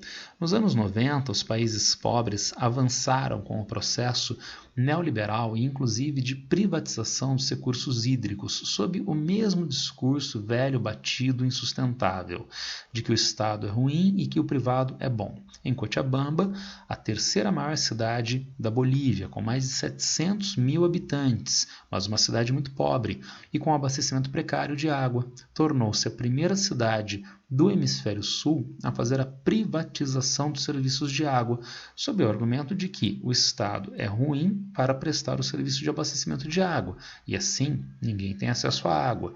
Mas se a iniciativa privada entrar, ela é eficiente, etc, etc, e todos acessarão a água, não pela bondade da empresa, mas porque a empresa quer vender, e consequentemente todos acessarão a água. Tem lógica, só que estão faltando alguns elementos, não é? A empresa quer vender, e é aí que aparece um problema. A população de Cochabamba tinha um salário médio na década de 1980 de equivalentes $60. Enquanto o abastecimento era garantido por uma empresa pública, as contas de água tinham um custo médio de $2 a $3. Quando a água foi privatizada, a conta de água deu uma subidinha para, em média, equivalentes $30. Será que uma população que tem remuneração na faixa de $60 vai conseguir pagar essas contas de água? É óbvio que não. Então, o que essas populações fizeram? A semelhança do que a gente viu para a faixa de Gaza, poços. Já que eu não posso pagar pela água, já que eu tive a água cortada, vou fazer um poço de água. A prefeitura de Cochabamba, submissa às necessidades da empresa privada, proibiu por lei que as pessoas fizessem poços dentro de casa. Você não pode pagar a conta de água, teve a sua água cortada e é proibido por lei de fazer poço no quintal da sua casa. Então, o que a população de Cochabamba fez? A Guerra da Água, a Revolta da Água de Cochabamba. E através dessa revolta, Cochabamba foi a primeira cidade do Hemisfério Sul a implementar a privatização dos serviços de abastecimento de água. Mas foi a primeira cidade que, por força da organização popular, reverteu este quadro, voltando a haver uma empresa pública de captação e distribuição da água para atendimento às necessidades sociais e não às necessidades empresariais do investidor. Isso é muito importante de se averiguar porque, se isso aconteceu em Cochabamba na década de 1990, poderíamos pensar, sim, a privatização às vezes não funciona para o pobre do Hemisfério Sul. Mas, na década de 2000, 2010, várias grandes cidades do hemisfério norte, de países europeus, por exemplo, reverteram a sua privatização de água pelo mesmo motivo: a incapacidade das empresas privadas de atenderem socialmente a distribuição de água às populações.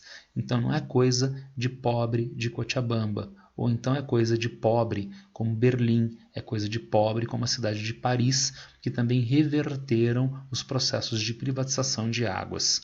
E se isto então se desdobrou nos anos 2000, 2010, tendo em vista grandes cidades de países europeus reverterem esta privatização, este assunto torna-se ainda mais atual para nós brasileiros agora, porque tendo em vista a crise econômica que se arrasta no Brasil há 4, 5 anos, há um afã muito grande em haver a privatização dos sistemas de água e esgoto em diferentes cidades brasileiras. Agora, por exemplo, na crise Covid-19, uma das propostas que o governo federal fez para liberar ajuda para os estados e municípios passava por critérios de aprovação. Um dos critérios de aprovação era o aumento, o avanço das privatizações nos estados e municípios. Qual setor poderia ser privatizado em diferentes cidades? O setor controlado pelo poder público municipal, o abastecimento de água. E, portanto, a gente passaria a fazer aquilo que Cochabamba já mostrou inadequado lá nos anos 90. Aquilo que Paris, Berlim já mostrou ser inadequado, eles já mostraram ser inadequado nos anos 2000, 2010. E nós estaríamos entrando nesta lógica de inadequação. É, portanto, um assunto dos anos 90, aqui do lado da Bolívia, mas de alta atualidade, de uma atualidade incrível para nós brasileiros de 2020. Mar de Aral, na antiga União Soviética. Aqui está no nosso mapa a localização do Mar de Aral. Aqui é um mapa esquemático, não é? E aqui nós temos uma foto de satélite. Aqui o Mar Cáspio, aqui o Mar Cáspio. Aqui o Mar de Aral. Não tem Mar de Aral. Aqui nós temos a área remanescente do Mar de Aral, vejam. Comparativamente ao que ele estava dado originalmente na primeira metade do século XX. Então, o que aconteceu lá na região do Mar de Aral? A antiga União Soviética desviou 2 rios de abastecimento de drenagem endorreica do Mar de Aral para agricultura de fruticultura e agricultura comercial de algodão. Aí aparece um problema aritmético, não é verdade? O problema aritmético são 2 rios, Amudária e Sirdária, com padrão de drenagem endorreico. O que é endorreico? É quando o rio deságua dentro do continente. Rio Jordão, que nós vimos, deságua no Mar Morto. Rios Amudária e Sirdária, que deságuam no Mar de Aral. Rio Amazonas deságua no Oceano Atlântico. Ele deságua no litoral. do continente. Então, ele é um rio de drenagem exorreico. Desaguou no oceano, exorreico. Desaguou dentro do continente, endorreico. Se esses rios são de padrão de drenagem endorreico, há um evidente equilíbrio entre a oferta de água dos dois rios e a evaporação de água do Mar de Aral. Se a União Soviética direcionar esta água para a agricultura de algodão, fruticultura, a menor oferta de água frente à manutenção da evaporação vai diminuir o volume de água do Mar de Aral. Quais são as consequências, então? Redução da área e do volume de água no Mar de Aral. Aumento da salinização. Então, temos a mesma quantidade de sal, sal não evapora, né, com a luz do sol, né, com o calor do sol, né, uma menor quantidade de água para a mesma quantidade de sal, maior concentração de sal. As espécies não se adequam à menor quantidade de água e à maior salinização, redução das espécies. Redução ou extinção da pesca, atividade fundamental para a economia nativa da região. E ainda, para piorar a situação, o solo que fica exposto pela evaporação da água do Mar de Aral é um solo salinizado e, portanto, impróprio para a pecuária, impróprio para a agricultura. É um gravíssimo desastre ambiental que foi patrocinado por uma intervenção inadequada do homem sobre o meio. Conflitos da água agora na escala nacional, aqui no Brasil. Sertão do Nordeste. Trata-se de uma área tradicional de semi-aridez que demanda, portanto, intervenção humana para melhor sustentação das populações, das atividades econômicas nesta área. Daí o governo federal criar o chamado Polígono das Secas, que envolve municípios em área que demanda esses investimentos externos com vistas à sustentação das populações, à sustentação das atividades econômicas. Entenda investimento externo, investimento do governo federal. Mas vejam que aqui nós encontramos a área de semi-aridez, a área original do Polígono das Secas e como ela foi eventualmente ampliada. Então nós temos a área ampliada do Polígono das Secas, que envolve municípios que não estão em condições de semi-aridez. E a pergunta, será que eles deveriam estar no Polígono das Secas? A resposta é sim e não. Sim, por quê? Porque são populações pobres, são populações que têm uma formação histórica, técnica, semelhante às populações desta área do sertão semiárido e que demandam, sim, aporte financeiro, aporte infraestrutural do governo federal para melhorar as condições de vida, para melhorar as condições de desenvolvimento. Então, sim, o Polígono das Secas pode extrapolar a área semiárida dentro de uma lógica de planejamento regional para melhorar as condições de vida nessas regiões. Entretanto, esta é uma idealidade. Na prática, o que acontece com o Polígono das Secas e com a ideia de seca no Nordeste? É manifesta na nossa conhecida indústria da seca, através da qual a seca justifica, na visão das lideranças políticas do Nordeste, o aporte de recursos federais, que são filtrados por essas lideranças políticas e não são direcionados para as atividades, para as infraestruturas que possibilitariam o desenvolvimento econômico nessas regiões, criando, portanto, um ciclo vicioso através do qual os recursos são oriundos do governo federal para combater a seca. A elite política do Nordeste que demanda estes recursos não investe no combate à seca, mantendo as populações em pobreza e justificando o aporte de mais recursos, tendo em vista a manutenção da pobreza, um ciclo vicioso. Dentro desse contexto, nós introduzimos mais recentemente o plano em governo FHC, implementado em governo Lula, de transposição de cursos d'água. A criação de canais artificiais na porção mais setentrional do Rio São Francisco para abastecimento de bacias temporárias na região norte do Nordeste, região setentrional do Nordeste brasileiro. Nestas áreas há bacias hidrográficas, mas os rios secam durante os longos períodos de estiagem, mas esses rios teriam água permanentemente, tendo em vista o deslocamento de água do São Francisco em direção a essas bacias através de canais artificiais. Entretanto, uma série de problemas. custo elevadíssimo, dano ambiental que se manifestaria, por exemplo, no que diz respeito ao intercâmbio de bacias hidrográficas diferentes, criando a ideia de espécies invasoras da bacia do São Francisco nas bacias hidrográficas aonde esta água vai ser direcionada. Dano ambiental em uma segunda perspectiva, dano ambiental pela evaporação de água, tendo em vista os canais serem a céu aberto, a sua quase totalidade, aumentando a área exposta e a evaporação de água, a perda do recurso hídrico para a atmosfera numa região na qual já existe falta de água. E por favor, não pensem naquela ideia, o recurso hídrico evaporou, mas ele vai chover no próprio Nordeste. Não. No Nordeste nós temos altas pressões que dispersam massas de ar. Então, recurso hídrico evaporado no Nordeste vai chover na Amazônia, vai chover na região do Oceano Atlântico, tá certo? Então, não. Há perda de água no Nordeste pela evaporação.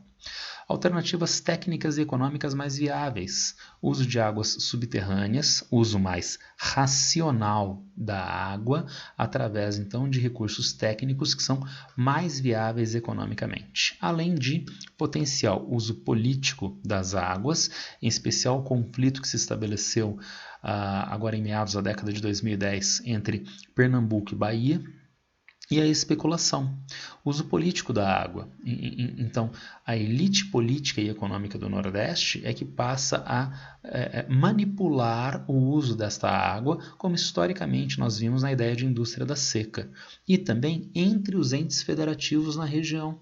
Nós tivemos uma polêmica entre a Bahia contrária à transposição e Pernambuco favorável à transposição. E por que essa tensão? Porque a Bahia, que tem o maior curso do Rio São Francisco, é hoje o principal polo atrativo de altos investimentos na fruticultura. Se houver transposição de cursos d'água, esses investimentos fruticultores podem estar diluídos para outras regiões.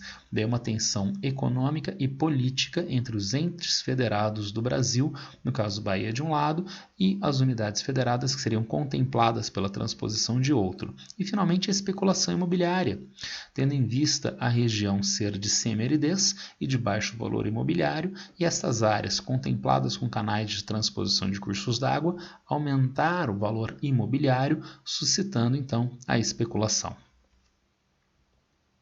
10 questões de vestibular relacionadas. PUC Rio de Janeiro 2016. Desejadas desde o segundo reinado brasileiro, em 1847, oficializadas por estudos em 1985, reconhecidas como de interesse da União em 1994 e finalmente iniciadas em 2007, as obras para a transposição do Rio São Francisco já duram 8 anos em 2016, hein? E ainda hoje são bastante polêmicas. Sobre as obras em andamento, temos um mapa de transposição, do São Francisco para o Nordeste Setentrional. Explique em que consiste a transposição do São Francisco, levando-se em consideração as bacias hidrográficas regionais. Identifique uma vantagem econômica e uma desvantagem ambiental que podem resultar dessa transposição. Justifique sua resposta. Então, deslocamento de água do São Francisco para as bacias temporárias do Nordeste Setentrional. E no item B, uma vantagem econômica, os investimentos agropecuários que podem estar dados nessas regiões de hoje semi-aridez e bacias temporárias. Uma desvantagem ambiental, como nós vimos, a perda de água por evaporação e o problema das espécies invasoras, colocando espécies típicas da bacia do São Francisco nessas bacias temporárias que são divididas por divisores de águas frente à bacia do São Francisco.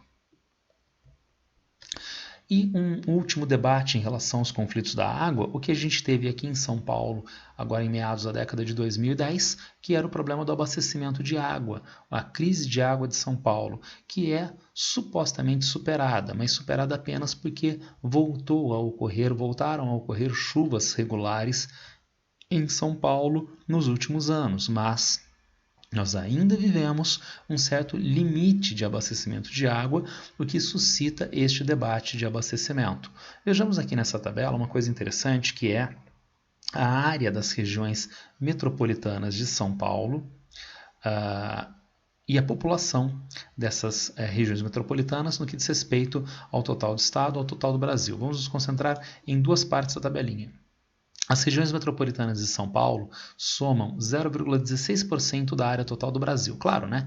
São regiões metropolitanas que compõem a agregação de sítios urbanos. Então, é uma área pequena do total do Brasil. Agora, veja o total de população brasileira que está nessas regiões metropolitanas. Já é bastante significativo, ainda mais pensando no total de área. Problema: elevada população e densidade demográfica com demanda por água. Tem muita gente numa área muito pequena demandando água. Será que chove o suficiente para essas pessoas? Segundo a nossa tabelinha e nas subbacias que abastecem a região metropolitana de São Paulo, sim, né, chove razoavelmente de 1.400, de 1.400 milímetros até 2.500 milímetros anuais. Então, chove razoavelmente bem nessas regiões. Vantagem: alta pluviosidade na região de adensamento de população. Então, chuva normalmente não falta. Agora tem um outro problema grave. Olha aqui, ó. Problema: região de alto curso de rios, rios com pequeno volume d'água. Junta as duas coisas. Chove bastante, o que normalmente abastece essas populações. Só que é uma grande quantidade de pessoas numa área muito pequena. E se houver problema de chuva em algum período? Há águas superficiais retidas, natural ou artificialmente, para o abastecimento dessas populações? Não. São regiões de alto curso de rio, é a nascente do rio Tietê, por exemplo, né? São as nascentes do rio Paraíba do Sul e, portanto, não há uma retenção superficial de água natural que seja mais significativa, vulnerabilizando essas populações ao abastecimento de água a partir da chuva que regulariza estas águas superficiais. Armazenamento de água superficial é, portanto, um problema. Há represas, como a Billings e a Guarapiranga, lá em São Paulo. Só que elas são fortemente assoreadas, poluídas, e elas foram construídas para energia e não para abastecimento de água. Há assentamentos irregulares junto a estas represas, que fazem com que haja aumento do assoreamento, que haja impermeabilização, inviabilizando novos mananciais. E cuidado com esses assentamentos irregulares, porque a gente normalmente aponta o dedo acusador para as favelas, os aglomerados subnormais, a população pobre. Mas boa parte desses assentamentos irregulares são assentamentos de populações de rendas médias e altas nestas áreas de especulação imobiliária. Além do que, voltando à ideia de entendimento individual conservador e entendimento estrutural crítico progressista. Há que se pensar numa política habitacional que não dê margem para o esgotamento desses recursos nessas regiões. O recurso água de outras bacias para abastecimento então de São Paulo, que não tem necessariamente na própria região a menor disponibilidade de água. De onde vem a água de São Paulo? Sistemas produtores: Cantareira, Alto Tietê, Rio Claro, Alto Cotia, Baixo Cotia, Grande, Billings, Guarapiranga, totalizando 67,7 metros cúbicos por segundo. Hoje já é mais, essa tabela é um pouco mais antiga. Desse total, quase 70 metros cúbicos por segundo, vejam que praticamente a metade vem do sistema Cantareira. Só que o sistema Cantareira não é nativo de São Paulo. O sistema Cantareira envolve as bacias PCJ, Piracicaba, Capivari e Jundiaí, inclusive então a bacia do Piracicaba, que abastece outra região, a região metropolitana de Campinas. Dessa maneira, nós introduzimos um conflito territorial pela água. O conflito no que diz respeito às diferentes regiões metropolitanas que podem ou não ser abastecidas por estes rios. Ampliando, portanto, o problema. Aqui nós temos a chamada macrometrópole paulista, que envolve, então, a região metropolitana de São Paulo e outras áreas metropolitanas, as circunvizinhanças. Atividades econômicas diversas, inclusive intensas no consumo de água, com potencial atratividade de novos empreendimentos, como acontece na região metropolitana de São Paulo, maior complexo urbano industrial do Brasil. Mas também na região metropolitana de Campinas, onde tem a Unicamp, o Centro de Pesquisa e Desenvolvimento, indústria de automóveis, têxteis, petroquímicas e o modelo agroindustrial.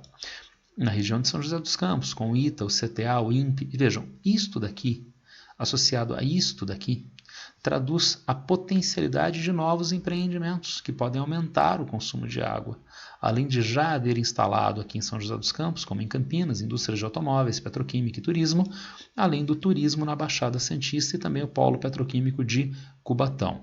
Turismo, a gente pode pensar que é uma tolice, né? Mas não, o turismo aumenta a população flutuante na região e essas pessoas vão consumir água de diferentes formas. Portanto, nós temos intensas atividades consumidoras de água na região, o que suscita o debate de um vício, de um mito.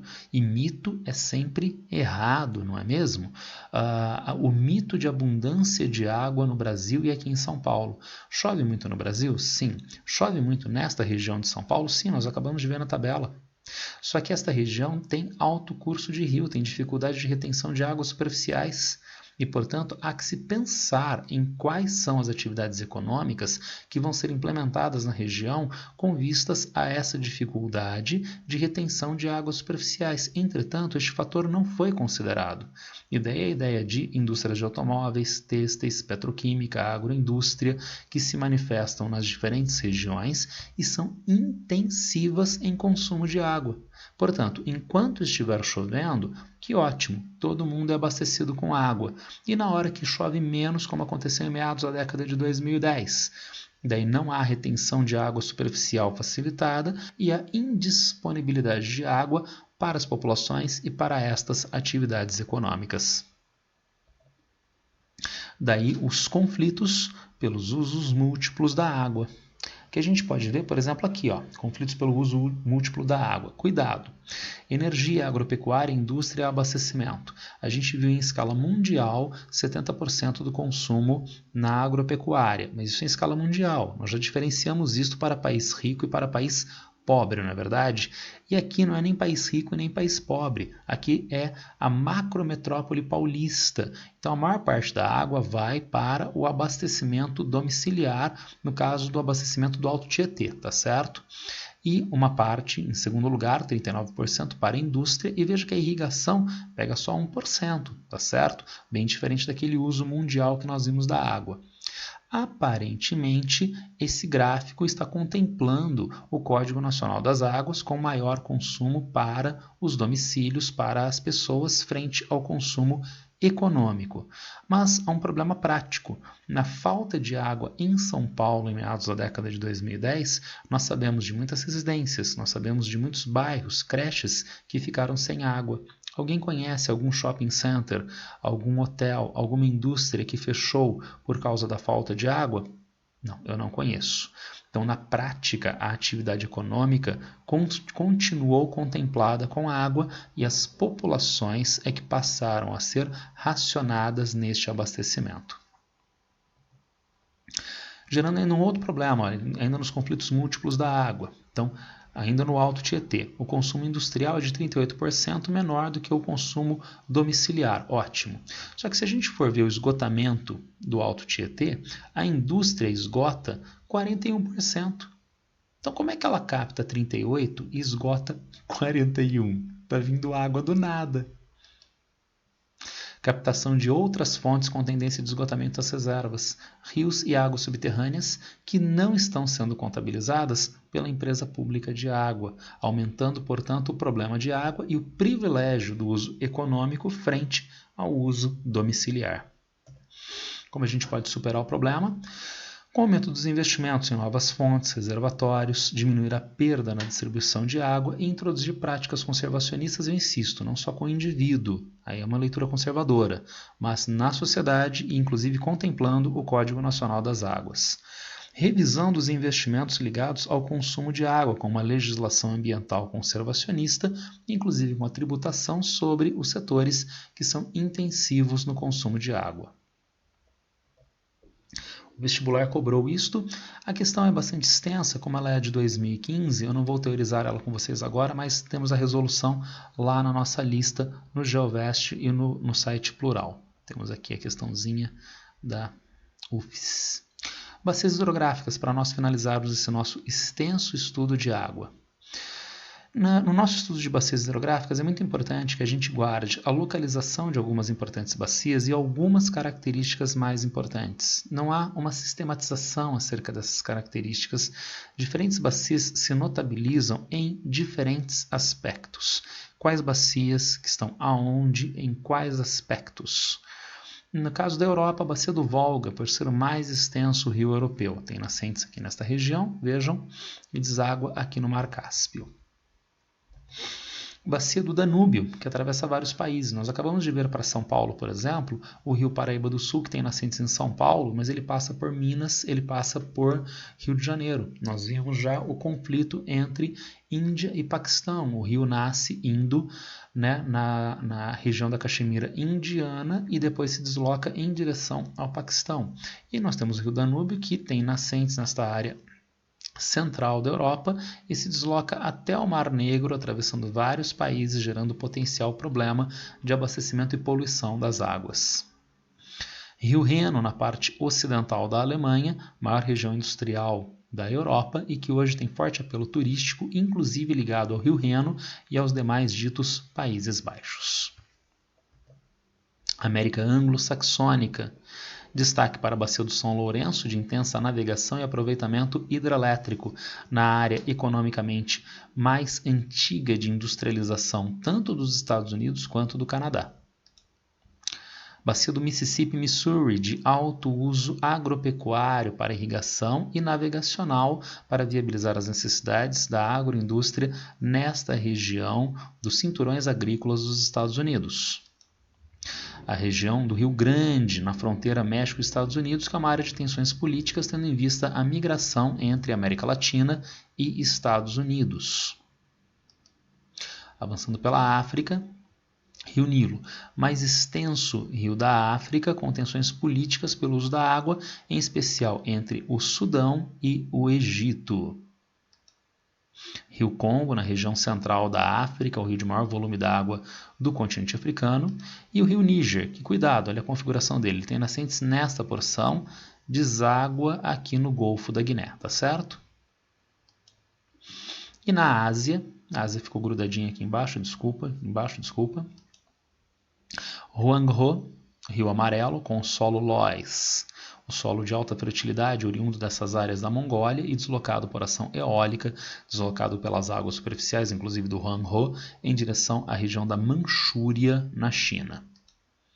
O rio Yangtze, ou Rio Azul, onde nós temos nas áreas elevadas de alto médio curso a hidrelétrica das Três Gargantas, a maior hidrelétrica em potencial de produção de energia do mundo. Nós já vimos o Ganges e o Indo nas tensões entre a Índia e Bangladesh, entre a Índia e o Paquistão. E também o Tigre e Eufrates, nas tensões entre Iraque e Síria de um lado e Turquia do outro. E as zonas mortas, vejam, áreas nos litorais de maior adensamento de população e atividades econômicas que passam a ter uma carência em vida marinha. Daí a caracterização das chamadas zonas mortas devido ao despejo de esgoto industrial, devido ao despejo de esgoto residencial nestas áreas. Vistas as bacias hidrográficas, questõezinhas.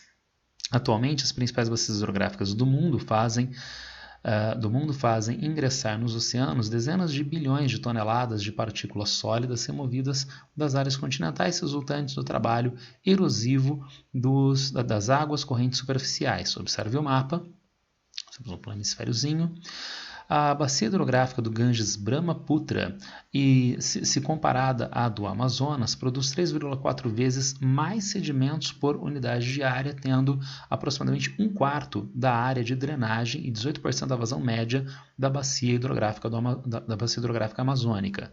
Comparando-se os dados acima apresentados, a posição geográfica e o uso do solo nestas áreas identificam um fator responsável pela quantidade relativamente baixa de produção anual de sedimentos por unidade de área na bacia hidrográfica amazônica. Explique a elevada produção anual de sedimentos por unidade de área na bacia do Ganges Brahmaputra. Explique por que muitos sedimentos aqui e poucos sedimentos aqui. Nós já vimos o Ganges Brahmaputra, não é?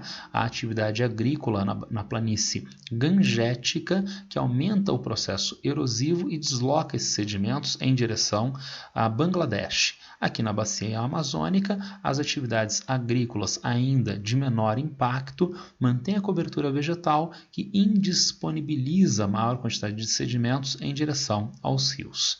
Tranquilinhos? Federal do Rio de Janeiro, 2008, a bacia hidrográfica ou bacia de drenagem é uma área da superfície terrestre definida topograficamente por um rio principal e seus tributários que drena a água, sedimentos e materiais dissolvidos para uma saída comum. Então veja aquela ideia de bacia hidrográfica da área drenada por um rio principal e pelos seus afluentes. O mapa destaca 6 importantes bacias hidrográficas do mundo. Identifique a bacia localizada no hemisfério norte setentrional, densamente povoada e cuja população se dedica majoritariamente às atividades do setor primário. Vai ser a do Mississippi? Vai ser a do Danúbio? Vai ser a do Ganges? Sim, a bacia gangética. Explique a importância da bacia amazônica para a economia da região norte do Brasil. Na economia da região norte, a bacia amazônica é intensamente utilizada para abastecimento das populações em água para uso das populações, água para uso agropecuário, mas principalmente para navegação. As populações nativas da Amazônia usam os cursos d'água como recurso tradicional de comunicação e transporte entre as diferentes cidades e os diferentes povoamentos. Bem, é isso, então nós fechamos as nossas 3 aulas relativamente longas ligadas aos recursos hídricos. Nessa aula eu trabalhei alguns aspectos que não estão cobertos no material, como eu sempre faço. Então, alguns aspectos da aula não estão no material, não consigo cobrir todos os aspectos que estão no material, façam a leitura, e muitos aspectos que não estão no material foram cobertos na aula de hoje. Façam, por favor, os exercícios da apostila, os exercícios da lista do GeoVest do plural, a lista que eu disponibilizei, e é isso por hoje. Tendo dúvidas, perguntas, por favor, me acessem nas redes sociais. É isso por hoje, boa sorte para todos.